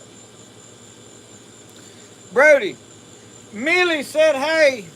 Her name's Millie. How are you, Millie? Come here and tell Millie hey. Say, "Hey, Millie." Hey, Millie. Come over here where she can see you. Get on camera. Yes, Exodus, you can Hey, use Millie. butter in place of shortening or vegetable oil. I just use shortening and vegetable oil because it's easier. With the butter, you have to really work it to get it in with the biscuit dough, and it just takes longer. I do it the easy way. When it gets y'all where the flies is not so bad out here and we can start building a fire, that is when I'm going to really do more cooking videos. And we're going to get her making the biscuits out here on this outdoor kitchen. And then we're going to cook them in a Dutch oven in this fireplace. So I'm waiting till then. The flies is so bad, y'all, I can't cook out here. That's why I hadn't done any cooking videos out here recently, because I mean, I can't make a cooking video and flies steadily trying to land on what I'm cooking. I ain't making no video like that. So that is why there's been no cooking videos recently. So when it starts cooling off and we can get out here, then you're going to see a lot of cooking videos. And I cooked out here one night, the thermometer was on 18 degrees out here. It was cold. But I can build a fire and tolerate it. I may build me some walls out here. I've been planning on it. Hey, I know what we need to do. You need to call Blossom and Gas and tell them to come fill up this big tank for winter. Okay. Because I'm going to eventually use it for some of my cooking stuff. I'm going to run a line when I'm going to wall up part of this out here so this winter the cold air ain't blowing up under here so bad. So the bugs is horrible, and the mosquitoes is starting to swarm. We want to eventually screen this whole thing in. Well, I thought about getting Thermacell, but I don't like the smell of that. We've got a small Thermacell, but what we need to do is get some of them mosquito plants that your dad's got. They seem to work. The citronella plants. Yeah. My mom and daddy's got those citronella plants. And you put two of them out here in a pot, and if y'all notice behind me, there's a tree back there. We planted a crepe myrtle. My daddy just pulled it up by the roots from down there and throwed it in the brush pile, so we went and got it, brought it up here, rescued it. And we've been pouring water on it, but it may die, I don't know. We tried to save it. And it had a good many roots with it, but...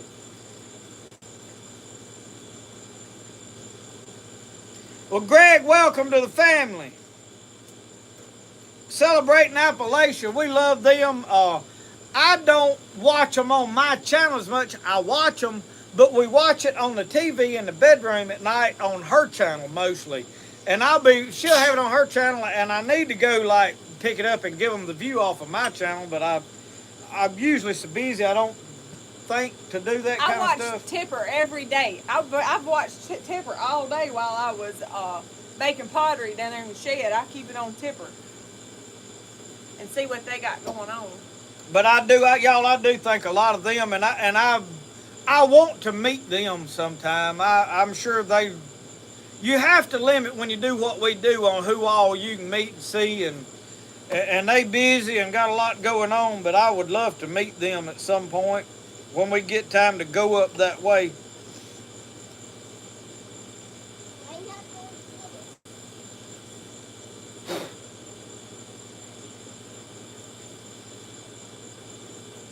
I've used cleavers before. I haven't. I really hadn't done a lot of medicinal stuff. Yeah, I usually get into the medicinal stuff around this time of the year, hard and heavy, because right now is when most of our stuff starts flowering. And I've got, like I said the other day, I've got to redo the sweet gum video. I took it down because I did discover you actually can use the sweet gum balls. However, they're not near as strong as a lot of the people are making it out to be, but you can in fact use them. It is not widely, it's new knowledge. It ain't something that they've been doing for years and years and years. So I'm going to make some sweet gum medicine tincture probably for colds this winter and try it. But I'm going to make it more out of the sap. We've got an abundance of sweet gum. I may throw some sweet gum balls in there just for nostalgia because people like it. The sweet gum is where the power is at. So, changing subject. But how many of y'all out there has got really high humidity right now?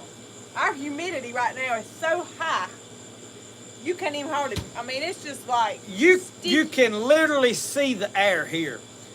I was back there on the back property today, and my neighbor that I fish in his ponds and all this stuff, he cleared off a lot of his land. There's like 160 acres behind me that is just clear cut. Part of a duck pond's in one corner of it. And you could see for, over 1,000 yards in any direction. It's probably see a half a mile at an angle in parts of it. And you can't even hardly see the trees through it because it'll just turn completely blue, like hazy like, with the humidity so high. You can see there. And right now it just feels sticky out here. Like, I mean, it literally, the air feels sticky. And if you get to doing anything, you realize you're gasping for breath and you're wore slam out just from breathing hard. It's worse. We're about central Mississippi. Last year we went down to my sister's on the Gulf Coast and it was twice as bad down there as it was here. You remember that? Yeah, I'm gonna see what the humidity is right here today. Triple Creek said it's 78% where he's at. 79% here. Ed Smith said he's got 99% in North Florida. And it's 84 degrees right now. 84 degrees at 9 o'clock.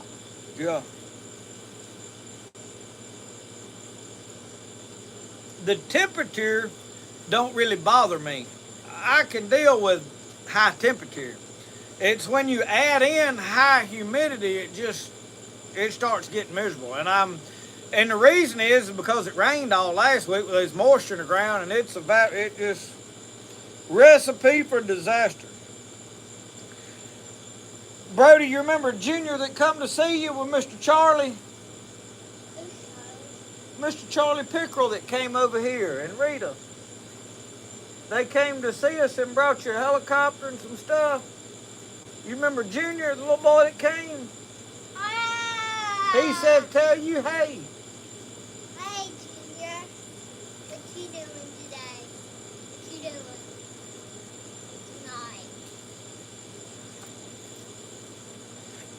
tonight? Where is the puppies? Mark Lacazzi said. They're asleep. Is the white one done sold? They're white. Not really. Miss Judy Plumley is coming to get the one that looks like Roscoe. She had made mention that she would love to have both of them. I put them for $100 a piece, and that's really cheap for a puppy. We're getting them their shots. They'll be vaccinated, parvo shots, everything. It's not quite time for that yet. But the white one is still available. Miss Judy had mentioned she would like to have it, didn't really need it. Somebody else had messaged me and wanted it, but they was like, we're a long ways away. It really ain't feasible for us to come get it. So, and I understand that. So They are like newborns. yeah, they ain't. How old are they? They're actually 5 weeks old. They're not quite ready to be away from mama, but we had to get them. And so this is my schedule with them. I get up in the mornings and they're still asleep. And so I feed them about 9 o'clock. And then they sleep for the next couple of hours. And then I come back in about dinner and I feed them again. And then they sleep. And then I fed them this afternoon about 5:30. And now they're asleep again. And then I'll feed them before we go to bed. And they sleep all night long. They never wake up.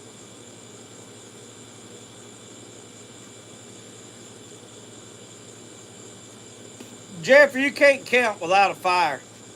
Got to have a fire. I can't camp without a fire. The last time I camped out back before it got real hot, I laid in the hammock with just a bug net over me and I built a fire for a few minutes and let it die out. It was too hot to have a fire. I cooked on my Coleman stove and I'm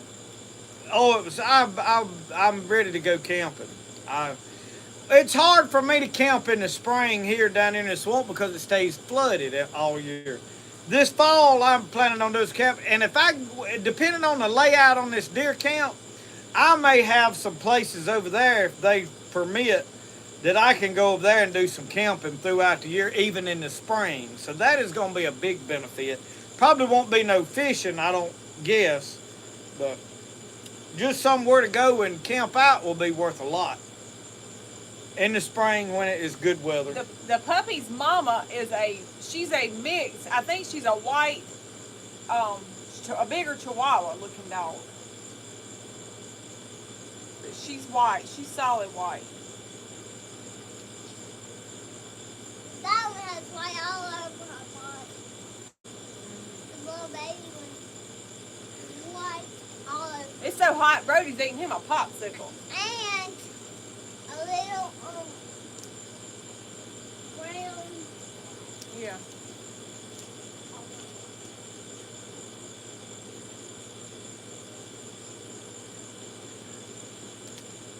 %78% in Gulf Shores.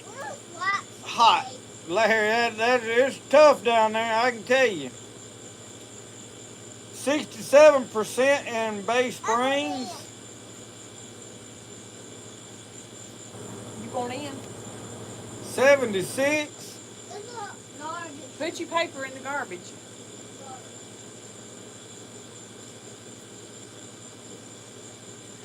In New York, 81, he said, was 76.8 humidity at 9:46. Y'all getting East Coast moisture off the East Coast. I didn't know if it got that bad up at New York. I've always heard that a lot of people up there didn't even have air conditioning. Y'all, we'd die here without air conditioning. We done got spoiled to it. Yeah.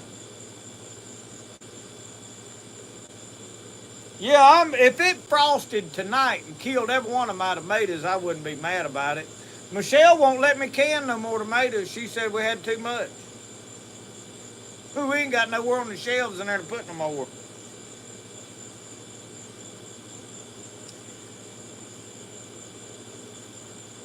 But I told him we don't ever eat a lot of stews and stuff. But I told him this year we was gonna eat stew and gumbo and My deal with it is it has to be cold for me to like stew. But I'm going to tell you what I'm thinking. With the canned deer meat, I can take a jar of that tomato soup, with a jar of meat and pour it together. You're talking about a meal right there. But we gonna can a good bit more deer meat throughout the winter this year, so our canning ain't done. We hadn't and I've got it. My green beans is late coming in, and I'm gonna be honest with y'all. I let some weeds take to go. I got busy and I ain't. My big tiller has been messed up. I hadn't worked on it. The little tiller I got, it won't handle all them weeds. It just rolls them up in under it. Mark said, new to the channel from Canton, Texas. Really enjoy watching you. Well, welcome to the family. This Spirit of the Outdoors is more of a family, and it's all family oriented. The thing about all of you that are new here, you can turn this channel on and let it play and let your kids watch it, and you ain't got to worry about what I'm going to say or do on camera. It's all family and kid friendly. I'm going to try to entertain you and make you laugh and teach you some things along the way. I mean, I don't know everything. I'll share as I learn stuff. And then a lot of times I'm just documenting how I do things. It don't necessarily mean it's the only way or the best way or the right way. There's a few things like cleaning grinnell, which is both ends. There is a right way to do it. You don't put water on it. You keep it alive till you clean it. So there is a certain way that has to be done. Most things, there's more than one way to do things. And my saying is the best way to do things is the way you like to do it. And if you got a way you know works and you'd rather do it that way, that is the way you need to be doing it. And that's for all of us, you know. So welcome all of you. We are a family here. We'll preach to you on Sunday, entertain you on Friday night. Try to teach you something through the week, make you laugh while we're doing it. Ken, I made pasta salad tonight, but some sun-dried tomatoes would have been good in it. Which we haven't got to eat it yet, so I don't know if it's good or not. But that's what I made. It's Tommy Litchfield you have to watch, yep. And he'll be here now that we've started talking about him in the last hour. He'll show up.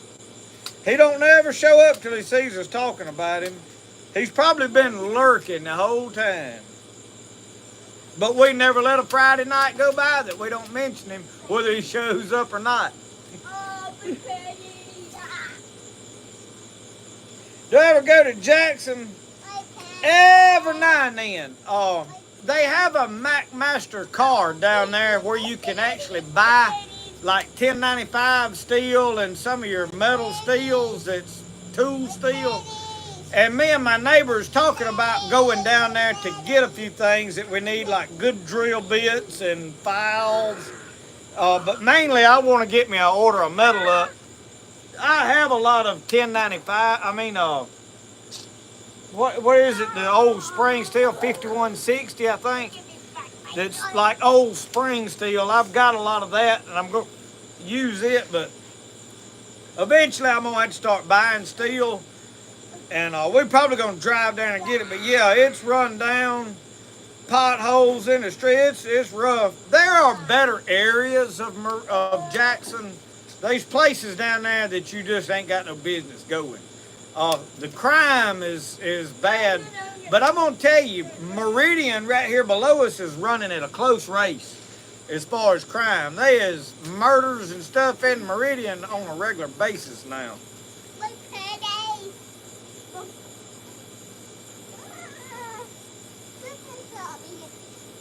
We don't have a Buc-ee's. In fact, I ain't never been to a Buc-ee's in all my life. There's not one anywhere around that I know of. Do you? There may be one in Mississippi. I don't know. I'm going to Google it and see. She's a Google queen, y'all. If I ask anything, she automatically goes to Googling. Hey, go lay this board over yonder on that black stone. Lay it on that shelf right there. Right there. Yeah, thank you. Alabama.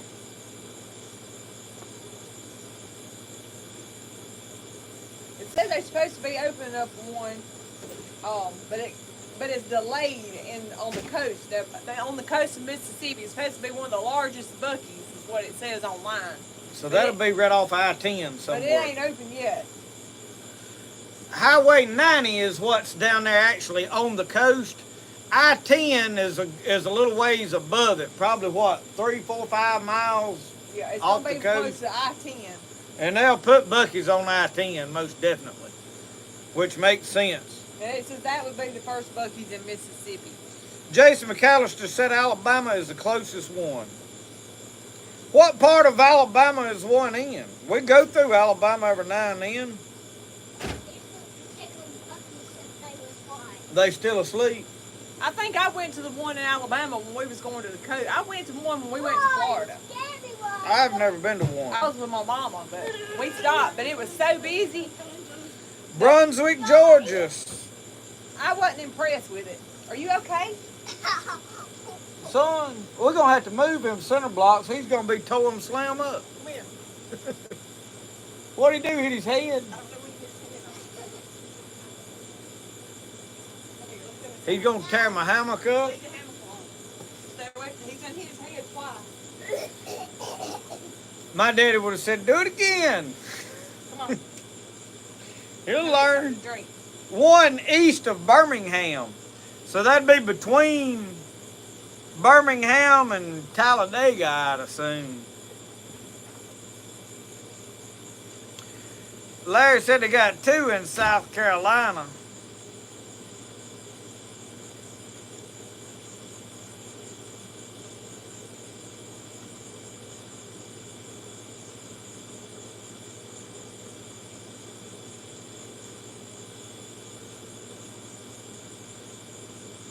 Yeah, Grace, she was a Sunday school teacher.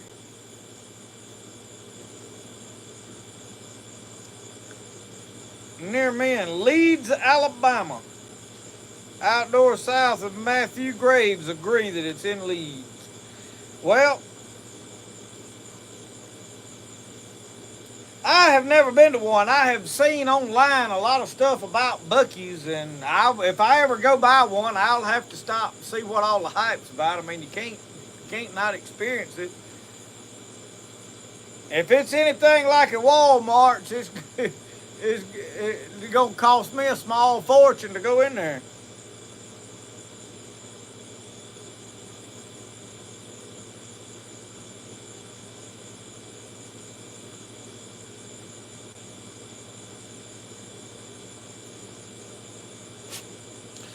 Huckleberry said I ain't missing nothing. Probably not. Uh-oh.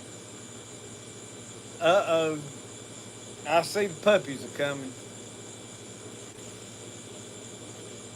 A piano, yes ma'am, Janet. It is an electric piano. My daughter was taking lessons and playing a little and was getting good at it, and then all of a sudden she just quit. Give it up. But we're not going to get rid of the piano. The piano is actually belongs to my sister.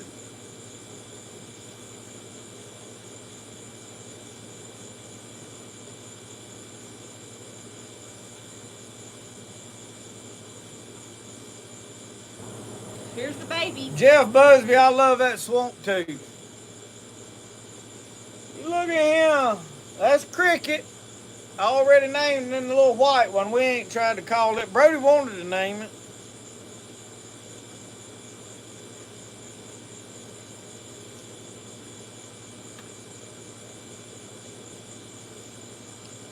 Hello from Kentucky. County Line Logging. I've seen that channel before. I play by ear. A gift from God. I hear it, I can play it. That is a gift. I've been trying to play guitar for 20-something years, and I can make a joyful noise, but it ain't a skilled noise with a guitar. I like playing the guitar. I ain't good at it. I get asked a lot about it, but I love to play with the guitar. But oh no, Jason, I don't want no kittens. We got one cat, that's enough for me. Roscoe's always keeping one eye on them pups. He's afraid we're gonna trade him in. He's gonna get replaced, I think. He stays away from them, that's for sure.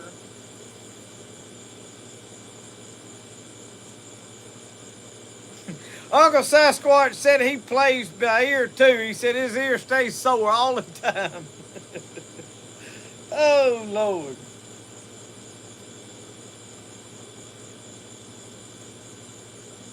Charlie, good to see you tonight. Thank you for joining in. Y'all keep Mr. Charlie Pickerel in your prayers. He's battling some health issues, needs your prayers.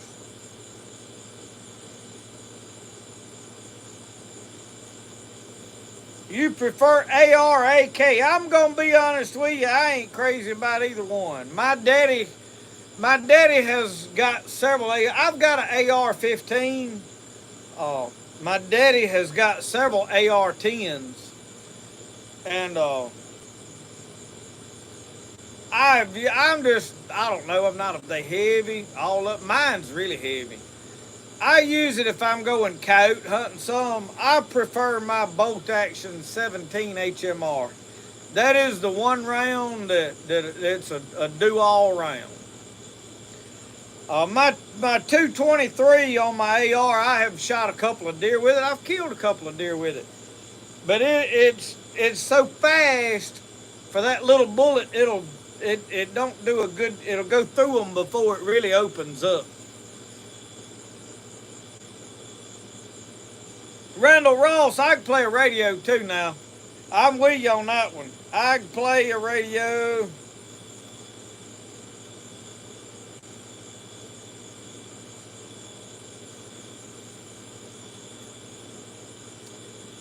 Well, I've about had enough coffee for one night. I'm about ready to eat some of that chicken leg quarters. Martin said he always thought Joyful Noise would be a great name for a musical group. Yeah, probably would. Fatso. What y'all think about them puppies?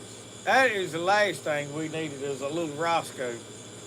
Roscoe, what do you think?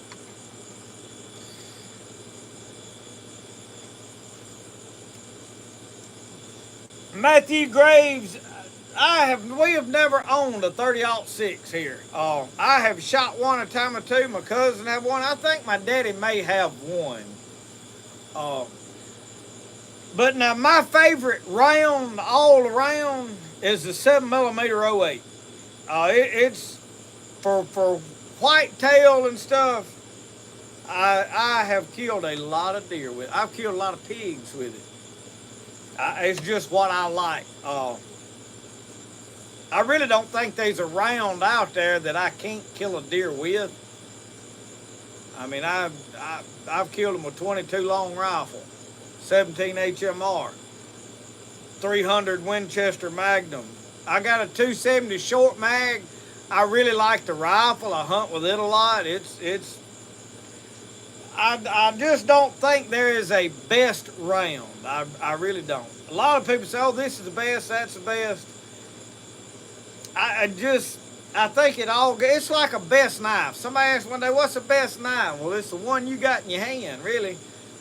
Everybody's application's a little different for what they need to tell you. It depends on what you're doing, you know. For me, I'm a huge fan of my fish knife. And the reason is they ain't nothing that I can't skin with it. And I might need to scale a fish or get a hook out of one's mouth, and I can do it all with that knife right there, and it's in my pocket. So, and I've been toting another knife. What's his name the other day sent me some knives, and I've been toting this little old 2-blade knife that he sent me. A best knife though, a best gun. What gun do you have? You know, they may be a best one out of your gun cabinet for what you're going to do. My problem is when I get ready to go hunting, I can stand there at my gun cabinet for 15, 20 minutes trying to decide which gun I want to take. I mean, that's a good problem to have, but they ain't nothing out there I can't kill a deer. And like, you're looking at big caliber guns and little smaller, well, it don't damage me. I don't never shoot the front shoulder. I'm a neck shot. I'm not tearing up my meat. I'm not shooting in the heart. I like to eat the heart. I don't want my heart destroyed. So I neck shoot everything. So big caliber, little caliber makes no difference with me. I don't destroy a lot of good meat. I usually throw the neck roast away. Now, if I happen to shoot it with a smaller caliber and I can get the neck roast, I get it. I don't just deliberately, but that is what I sacrifice most of the time. And so, if it's too big, I ain't going to shoulder shoot them. I'm going to neck shoot them, and they going to lay right there. Usually, if I neck shoot with about anything, far. The one I shot here not long ago out of the pea patch, 17 HMR, dead facing me. Throwed its head up, neck shot. One shard of that 17 HMR ballistic tip went through the heart when that bullet fragmented. It explodes in them. That deer run about 30 yards at best and piled up.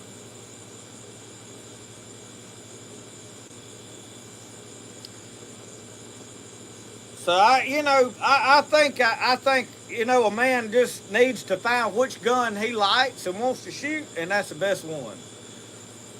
The AR, if I'm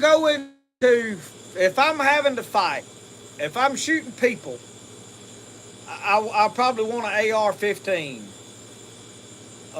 Just playing, shooting, I like to play with my bolt-action rifles and shoot semi-long range. I'm not good enough to shoot 800-900 yards. I'm not that great of a shot.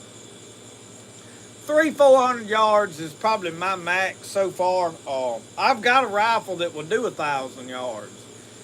I don't really have a place to shoot that far. Not even target shooting.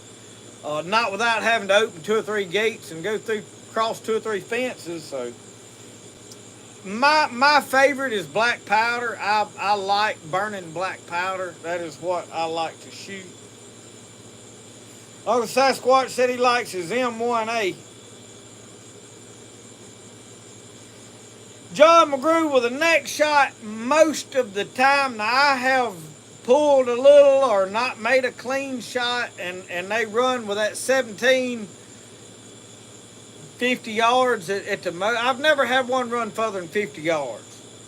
And it was because I had shot close to 200 yards one time with a 17 HMR, and I got the deer.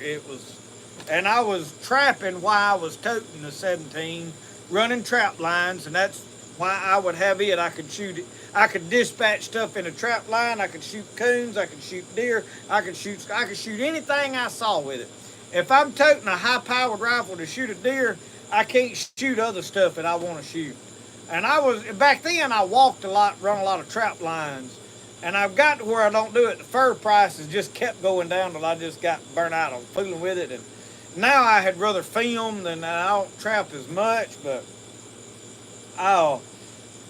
if I'm shooting a higher powered rifle, neck shot, they laying right there in their tracks. Unless I miss. Now I ain't saying that I've never missed. The biggest deer I got on the wall in there, I had to go get a dog to find it.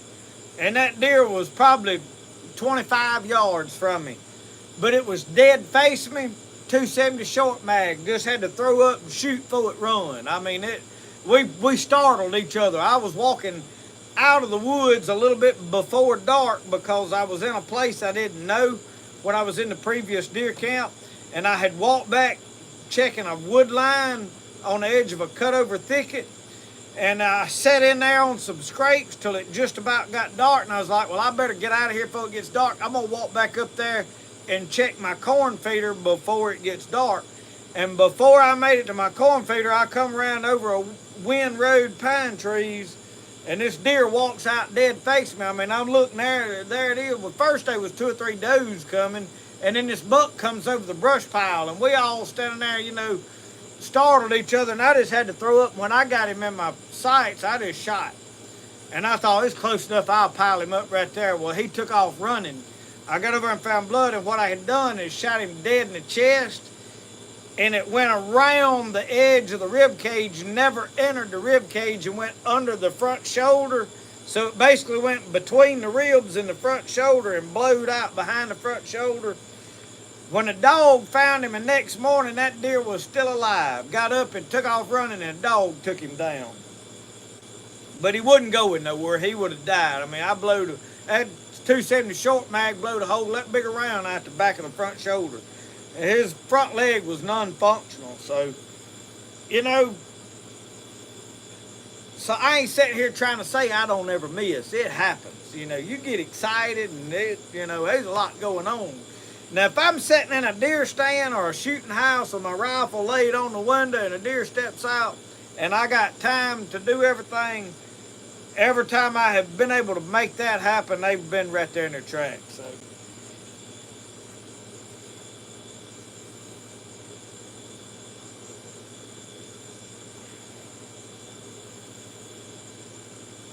I am going to get one with my 30-30 this year. It's an heirloom gun. My daddy give it to me, and I want to kill a deer with it.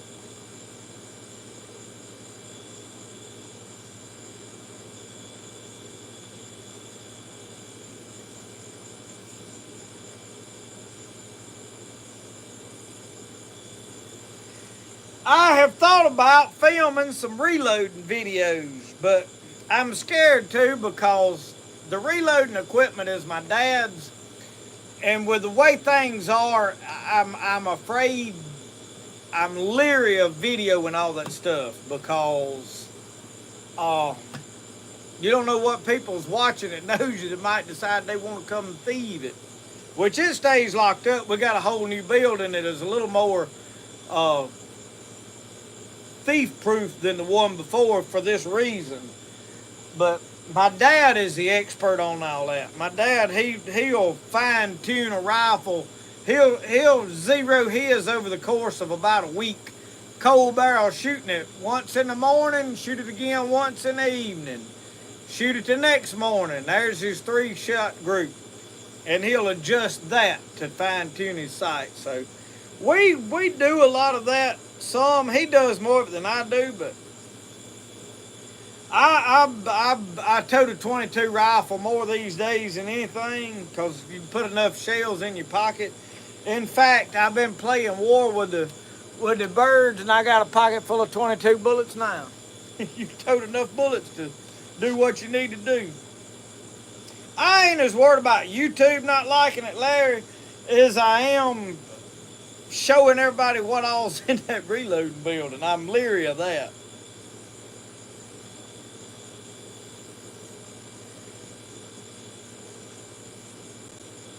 Yeah, Randy Beeson, you can't find 270 short mag ammo. We've had to make all of our own. So, fortunately, I can do that.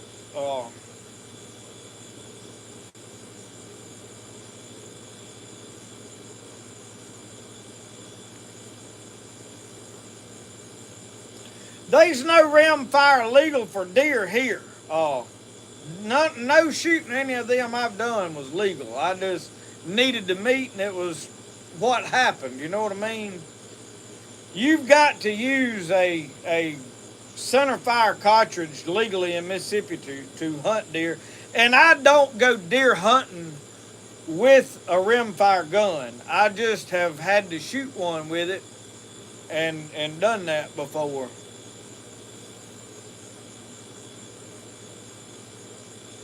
Yeah, Martin, anybody that says they ain't, I have smooth missed a few. In fact, I smooth missed one last year with old 30-30. I didn't tell nobody about it either. I was embarrassed, but it happened. It's standing dead still too, broadsided. About 75, 80, I don't know how far it was, but I just threw it up free-handed and I shot and it just kind of looked at me. Hurt my feelings what it done.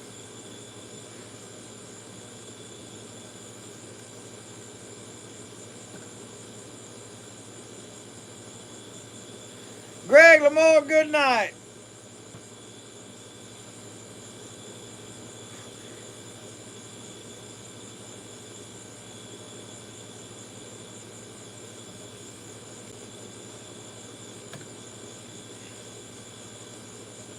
I need to go check on my chicken over here. I imagine I need to take that chicken off.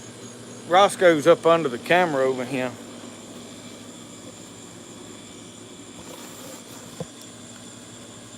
Surely to goodness that chicken's done. It's fixing to get. We've been to take that all off the tree. It's time to get this off and carried in. Oh, tender. Falling apart. That's what I like. I'm gonna carry it on in there and let them be eating. I may bring me a pet. I'm gonna let it cool off. I ain't eating no scalding hot chicken. Burn all the hair off my tongue ain't happening. I'll let it cool down before I take a bite. Be like Uncle Versi. He looked at him when he ate that pie and spit it back on the table. It was scalding hot. He said if any food had tried to swallow that. All right, I'm gonna turn y'all back around looking over. I'll be back here short.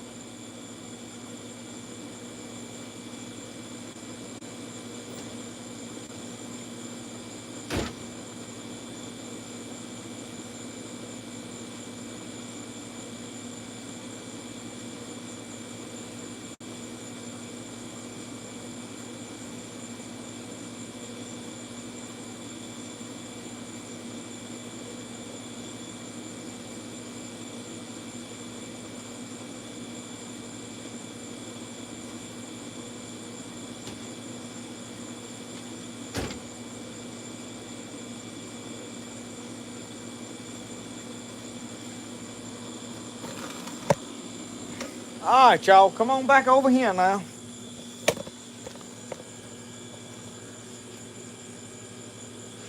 Get y'all all shook up over there.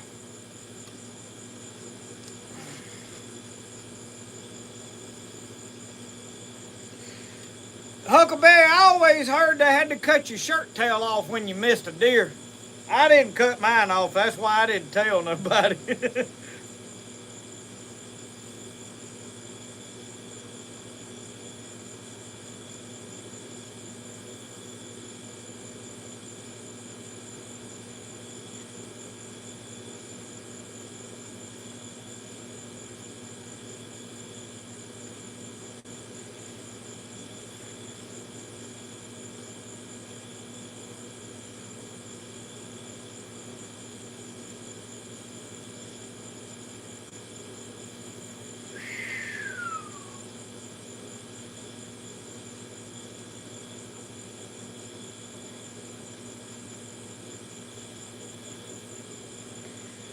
Yeah, he said after you miss a deer, you cut the back of your shirt and tie it around the tree like the old timers did. I ain't heard about tying it around the tree, but I've always heard that when you miss a deer, they don't cut your shirt tail off. And then, of course, a kid, when they kill their first deer, you got to rub blood on their face. That's a rite of passage. Huckleberry said, yeah, I learned that at a young age. I got tired of having to get new shirts, so I stopped telling my pop and his buddies when I missed. Yeah, that last day, was that you shot? Well, I didn't hear no show. That must have been the other one. You can't be lying, though.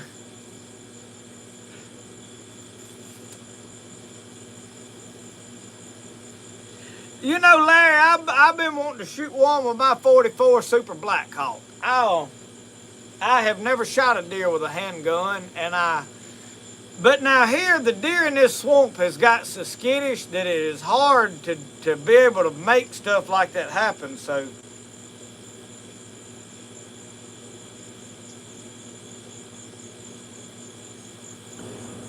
Oh, Lord, I ain't never drank the blood of a deer. Now, they say the Native Americans used to bite into the heart of one.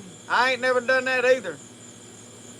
I looked at the heart's good fried. I looked at one night. I cut it out of there and I thought about it. And I ain't got the nerve to do it. Well, Randall Ross, you better knock on wood. He said he's never had to track a deer with a 54 caliber flintlock. Reed Mitchell, we just carried the chicken in the house. Chicken's inside. I carried it in there and told Mama to let it cool. I ain't gonna eat it scalding hot. We're gonna let it cool off or I bite off into a piece of it. But when I get off the live, we'll go in there and sit down, and I'm going to eat me a bite of it, that pasta salad.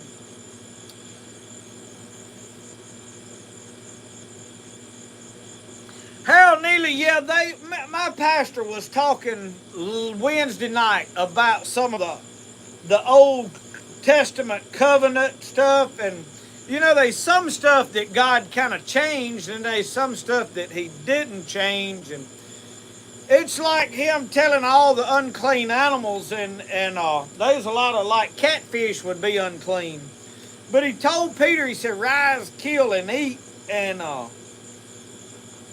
He cleansed it as far as it being a sin, you know what I mean? But I think what it boils down to is the reason He told them to not touch the unclean things is because it was not healthy for you. So to make your point a little more clear, even if it's not wrong as a sin, it's probably not good for you. I mean, that's like Him talking about some of the unclean, that's like pork.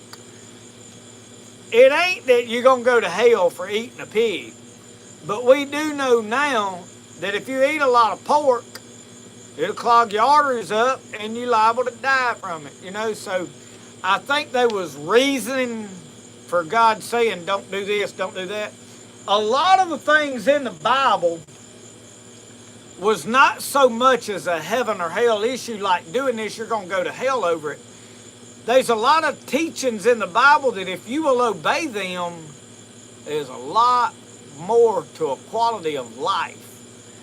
And like me, people will argue with me about, well, you know, I don't believe it's necessary to speak in tongues and all this. You know, I'm not going to argue with you on that. But from my experience, not having had that experience, I struggled a whole lot more with the situations in life, resisting temptations, spiritual battles I could not be victorious in. I kept struggling with the same things over and over. There was a time in my life when I tried to quit smoking. I was going to church, went to church for several months. Probably about 6 months to a year. I went to church and I was still smoking. I tried to quit smoking. I couldn't quit, and it was killing me. After I had that experience of speaking in tongues, and as the book of Acts describes, it was gone like that. I didn't have the desire to smoke. Alcohol was gone. After having that experience, I have been able to find healing. I have had peace in times of death in the families, whatever else going on. There's been a peace there that was not there without it. There's been joy without it. So a lot of the things in the Bible are about the quality of life we're living here. It's like the adultery and stuff. Well, you know, I do think, you know, if you commit adultery and stuff, it'll take you to hell. But it also causes you a lot of problems here on this earth.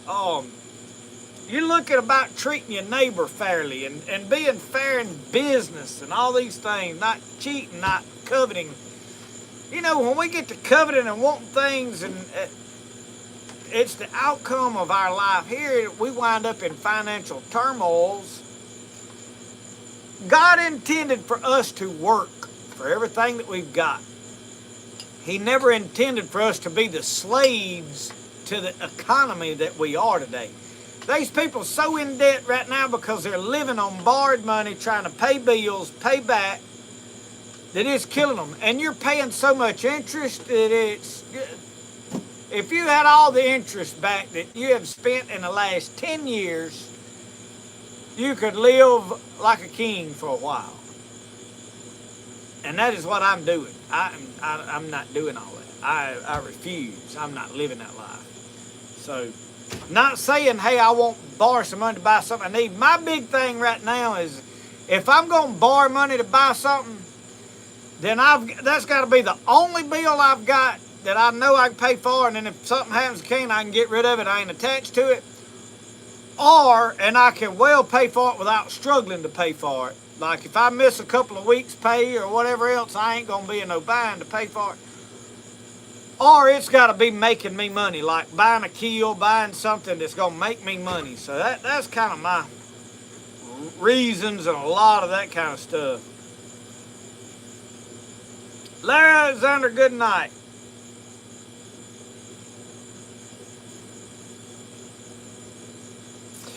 So yeah, you know, when you're talking about stuff in the Old Testament covenants, my daddy has always said, son, if you'll eat the foods the Bible talks about, you'll be a lot healthier. You know, the Bible talks about a land flowing with milk and honey. It talked about figs, the parable of the fig trees. You know, in Genesis, it says that every herb was given to us for meat. Meat in the Hebrew, in that word that it's talking about is given to you for the body. It's not actual meat like we would be eating pork or beef. So, you know, a lot of that stuff, and my pastor was talking the other night about the covenants, and he was referring to the sacrificial lamb that they had to. They was talking about don't eat the cleansed animals, and he was talking about paying tithes and different things like that to be blessed. He said if you had to kill the firstborn of all the cleansed animals and sacrifice it, and if you had unclean animals like donkeys or pigs or whatever, you had to sacrifice a clean animal to redeem it, which explained why Jesus was the clean, sacrificial, pure Lamb of God that was for us being born unclean. He cleansed us to redeem us.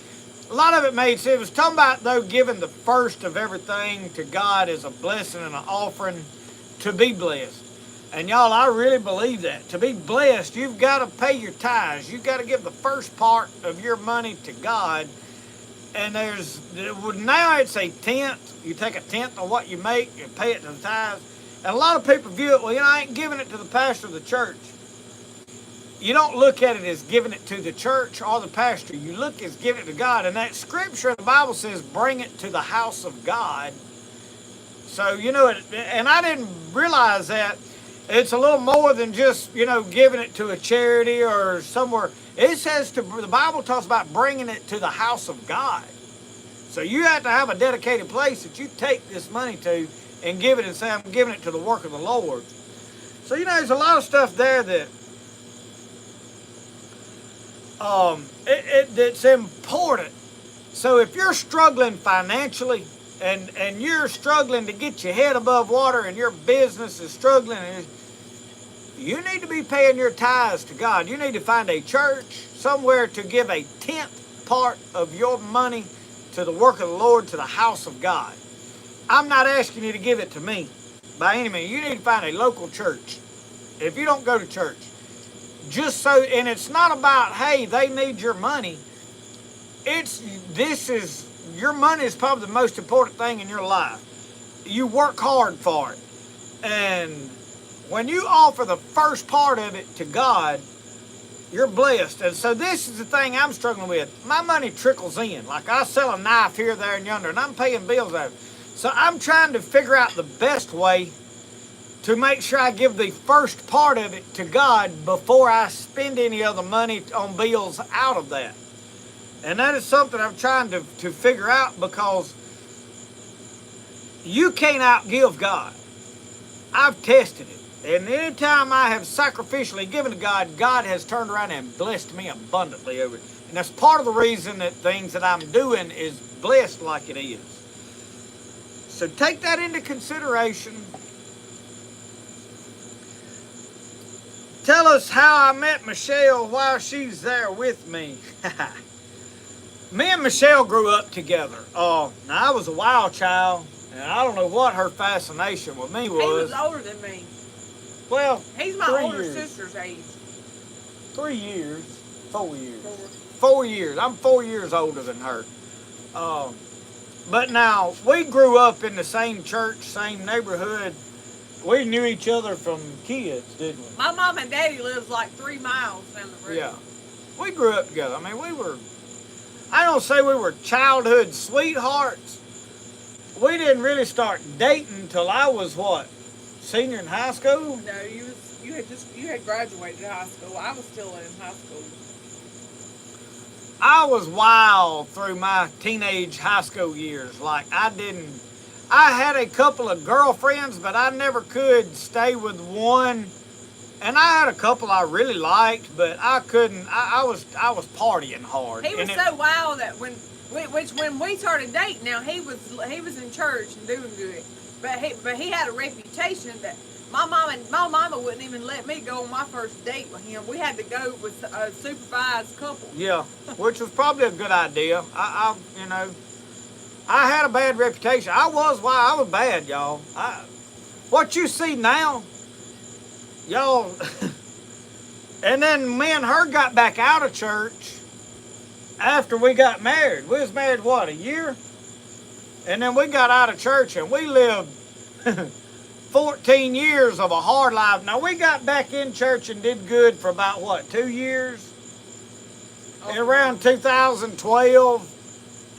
Bought a Harley Davidson motorcycle, and I went downhill with that. Living that biker lifestyle. I mean, and we lived it hard. Back up. Went to bike rallies and we showed out. What you want? But we didn't meet. We grew up together, and when I started trying to settle down, I always, she was, as we was talking about earlier, she was the little church girl, never had done no wrong, and I wanted her because she wasn't like a lot of the girls I had went to school with that had thrown themselves at everybody, and that's what attracted me. So that's how, if you want a good man, and I probably wasn't a good man at the time, but I had a good heart back then, I will say that. I never strayed at heart very far away from my roots that I grew up in. My mama and daddy instilled with me good roots and good qualities, and I had a love for God. I knew I had a calling in my life, and I run from it. That's why I partied so hard. The devil fought me hard because he knew what I could do. And now I'm trying to do it and make up for it, probably doing a poor job of it, but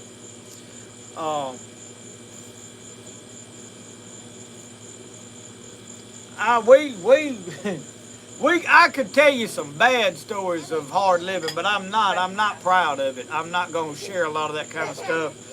But it was more than I just, hey, we wasn't living right. We was bad. I mean, I throwed parties then. So anyway, 45th anniversary, Mark Mills. Well, congratulations. She said it only feels like 100. I heard a man talking about, he said the secret to a long marriage, he said for him and his wife, 25th anniversary, he said take them somewhere special they really want to go. He said they went to China for his 25th. He took his wife to China. And he said for his 50th wedding anniversary, he's planning on going back and getting her. So I don't know. That sounds like it would work. Stacy Lee, hey. Yeah, Jeff, I'm glad them days is over with. Because there was a lot of pain and misery. There was a lot of lonely, hard nights, a lot of consequences to the life I lived. And we could sit down and discuss marriage, and I could give a lot of marriage advice because me and that woman's been through some things. We've both done each other wrong, done each other dirty, been through some stuff, but stuck together and worked through it. There's a lot of young people that want to give marriage counseling advice and all, and they ain't never been through nothing. They've lived a blissful marriage and read it out of a book on marriage tips, and it's like giving money advice to Dave Ramsey. There's plans that work good, but with marriage, until you have worked through some hard situations with a woman, or with a man if you're a woman, you don't know what really love is. Not a feeling. People are very confused about love. Love is a commitment. Love is a choice you make.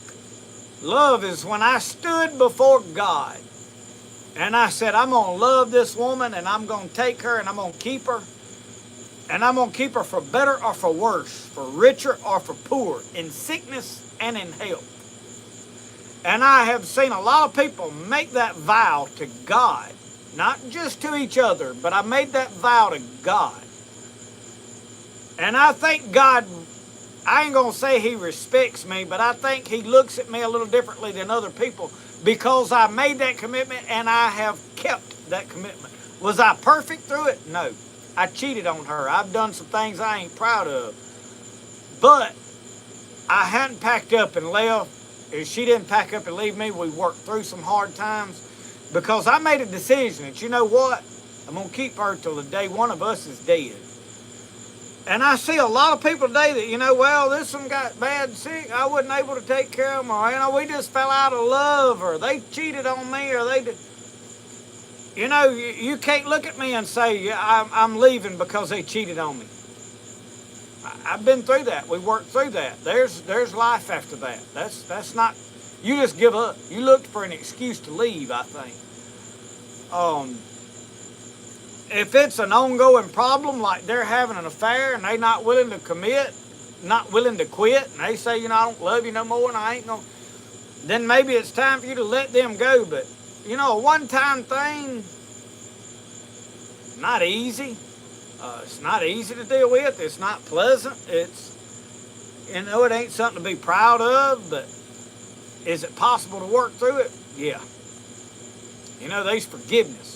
When you can look at another person and know they've done you wrong like that, and you can say, you know what? I forgive you. I ain't going to hold this over your head every time we get mad and bring it up every time we get in a spat.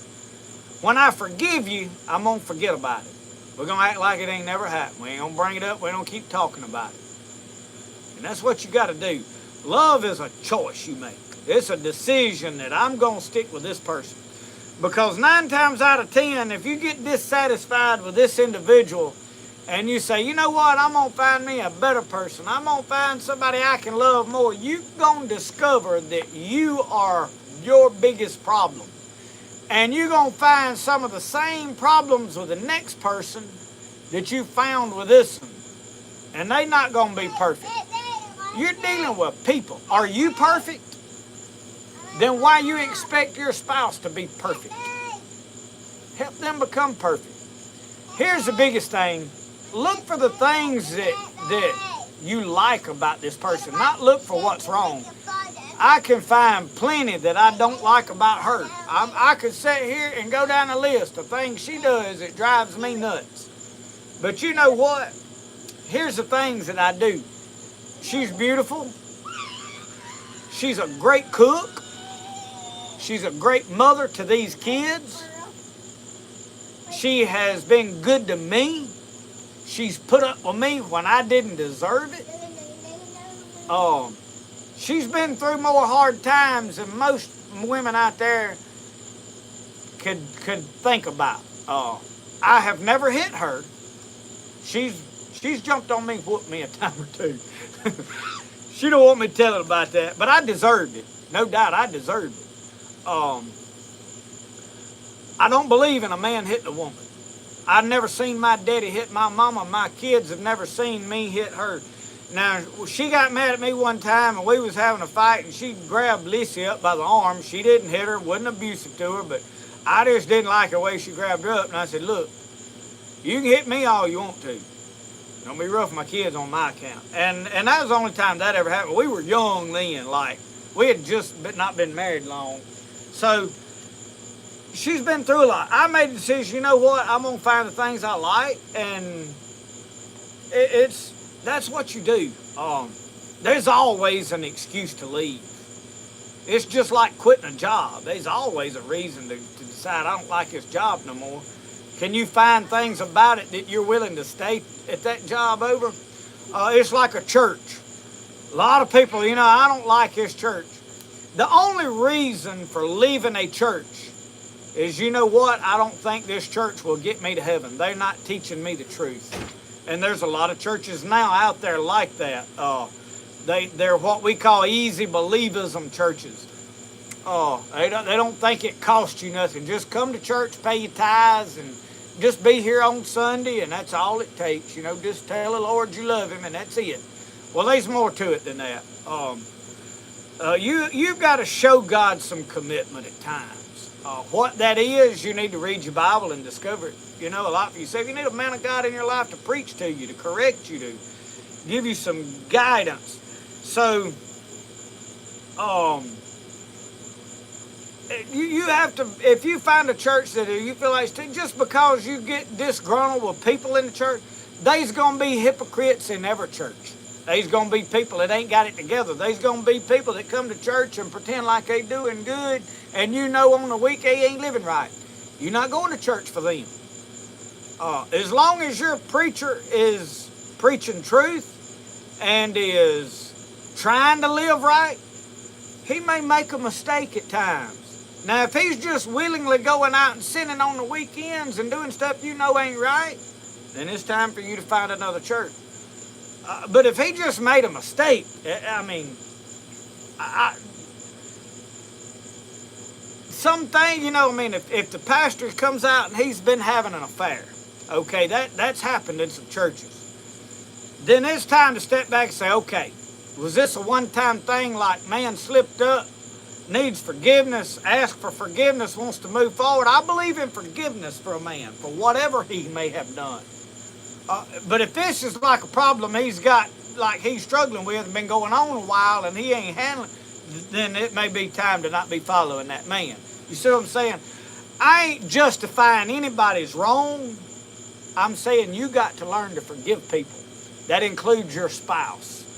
I know people today that are struggling with their marriage because they are unwilling to forgive their spouse for something that happened 25, 30 years ago. Let it go. Move on. If they not having an ongoing affair today, it's time to let that stuff go and move on with life. It is robbing you of your happiness. It ain't affecting them no whole lot. Probably is a little, but it's affecting you more than anything, and it's because of unforgiveness. And the Bible says you can't be forgiven if you can't forgive your brother. So if you can't forgive the one that you're living with, that you made a vow to God that you was going to love through for better or for worse, sickness and health, rich or poor, then most likely the good Lord ain't forgive you for the stuff that you guilty of. Like I said earlier, are you perfect? No, you not. I ain't perfect, so I don't expect her to be perfect. Now, we work on things on a daily day.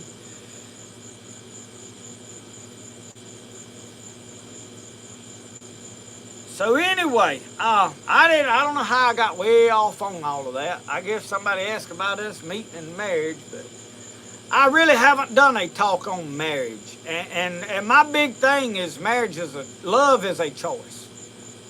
Love is not lust. I think people confuse the two a lot. They see something they like and, oh, I'm in love. You know, I see guns at the gun store I think I'm in love with, but my pocketbook says you need to wait, son. You know. So, you know, that there is churches out there that I wouldn't want to be involved in because they don't really preach foundation biblical truth. And I have to find what aligns with what I interpret the Bible as what I believe it to say and mean and be right. So,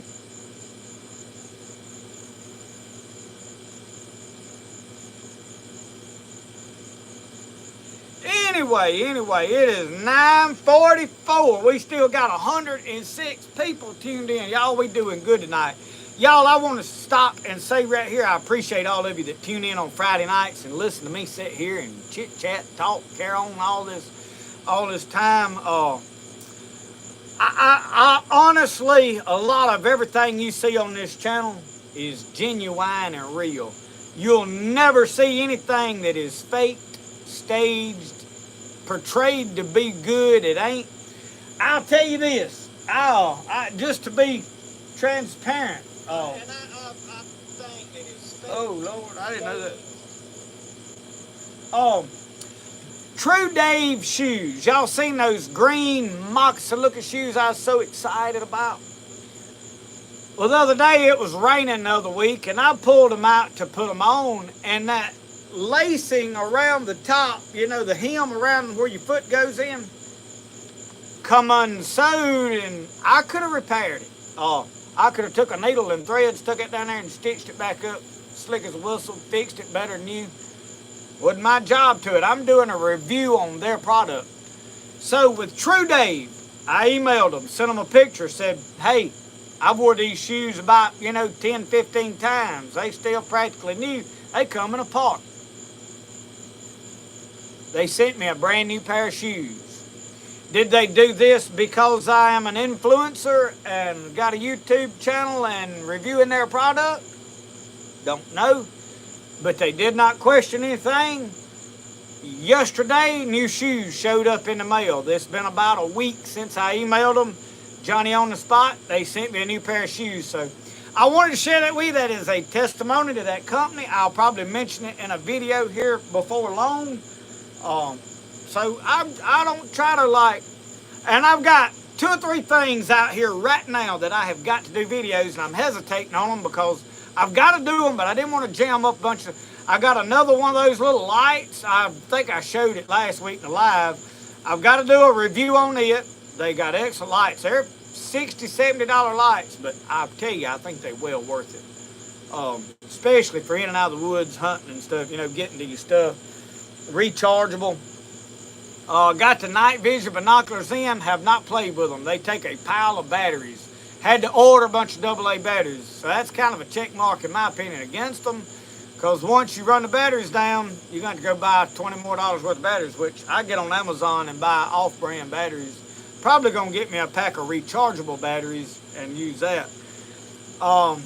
That, and then I have got a framed pack from Tideway, the company that sent the blind. I got to do a review on that. So, y'all bear with me. I have had some other companies reach out, want to send me some products, and I'm like, you know what, I'm done. Somebody wanted to send me an underwater lure camera.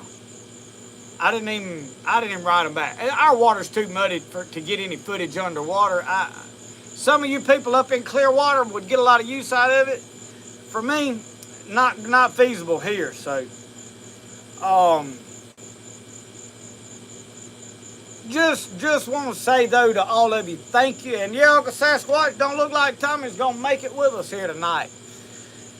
I just want to say though, everything you see done and portrayed and all here is genuine, 100% real.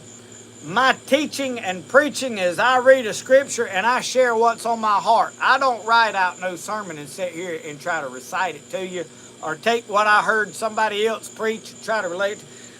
I believe a real man of God prays, listens to the Lord, and the Lord speaks to his heart just like he spoke to Paul when Paul wrote the New Testament books. And I think God still speaks to men today. I stood Wednesday or Tuesday. May have been Thursday. One day this week, we went to the Thrifty Nickel, found me a coffee pot percolator, had a plastic top. I swapped it out, put a glass percolator top in there. Hadn't even got to use it yet. We was nosing around in the thrift store and found a couple of ladies. Well, the lady that works there, she always said, you got a scripture for me today? And I said, I don't have a scripture, but I have a thought. Let me find the scriptures that back it up. And I pulled out my phone and I pulled up the scriptures in Revelation that I'm going to teach from tomorrow. They've been on my heart for a week. And I'm going to title it, The Greatest Thing That Ever Happened. Across the board. Greatest thing in eternity that ever happened. I started reading her these scriptures. While I'm reading it, there's a black lady walks up, eyes big, standing there smiling. I looked around, there's another lady walked up listening to me.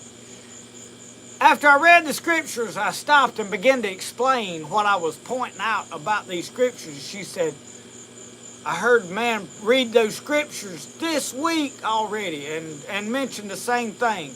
I told her, I said, when God is speaking to a man that is in tune with God, God never just speaks to one man.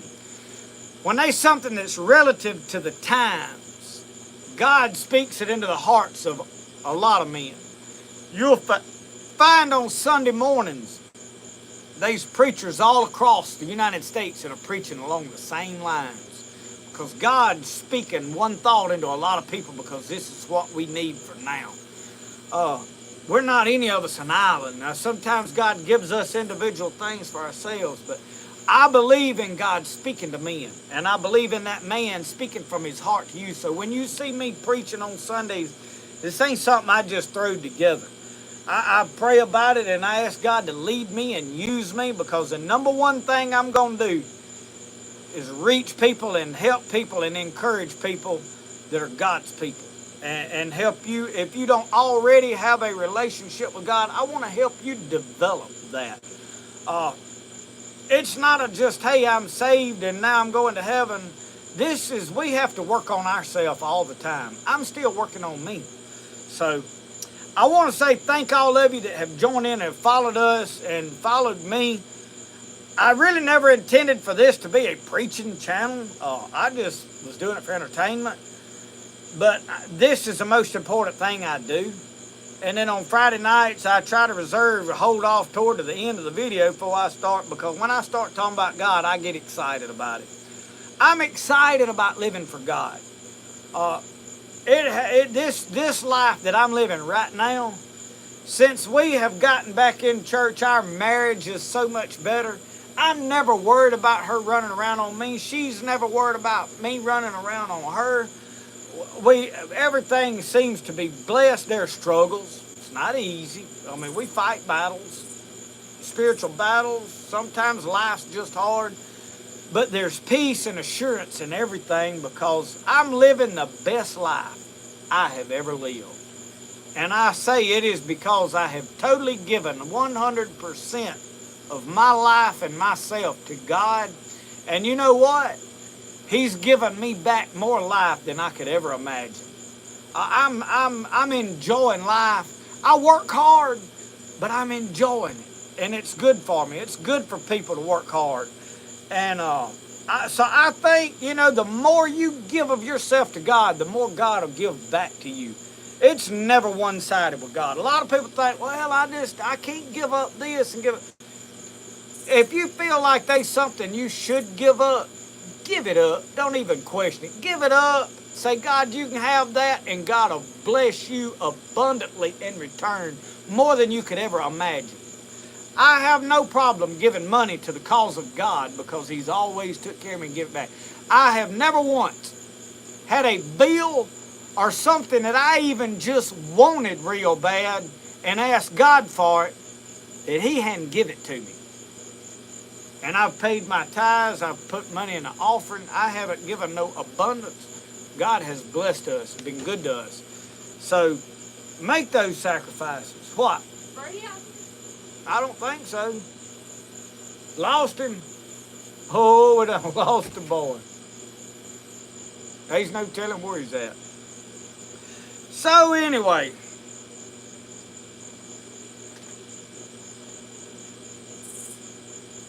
Oh, Lord, Deaver, I don't know. We'll see.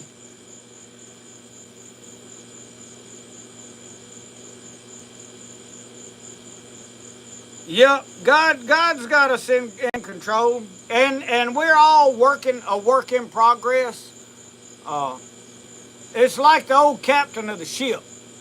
You can have two ships in two different places arrive at the same destination if they both got the right course in mind. But you could take two ships in the same position, and one of them have their direction off, and they're going to miss by miles.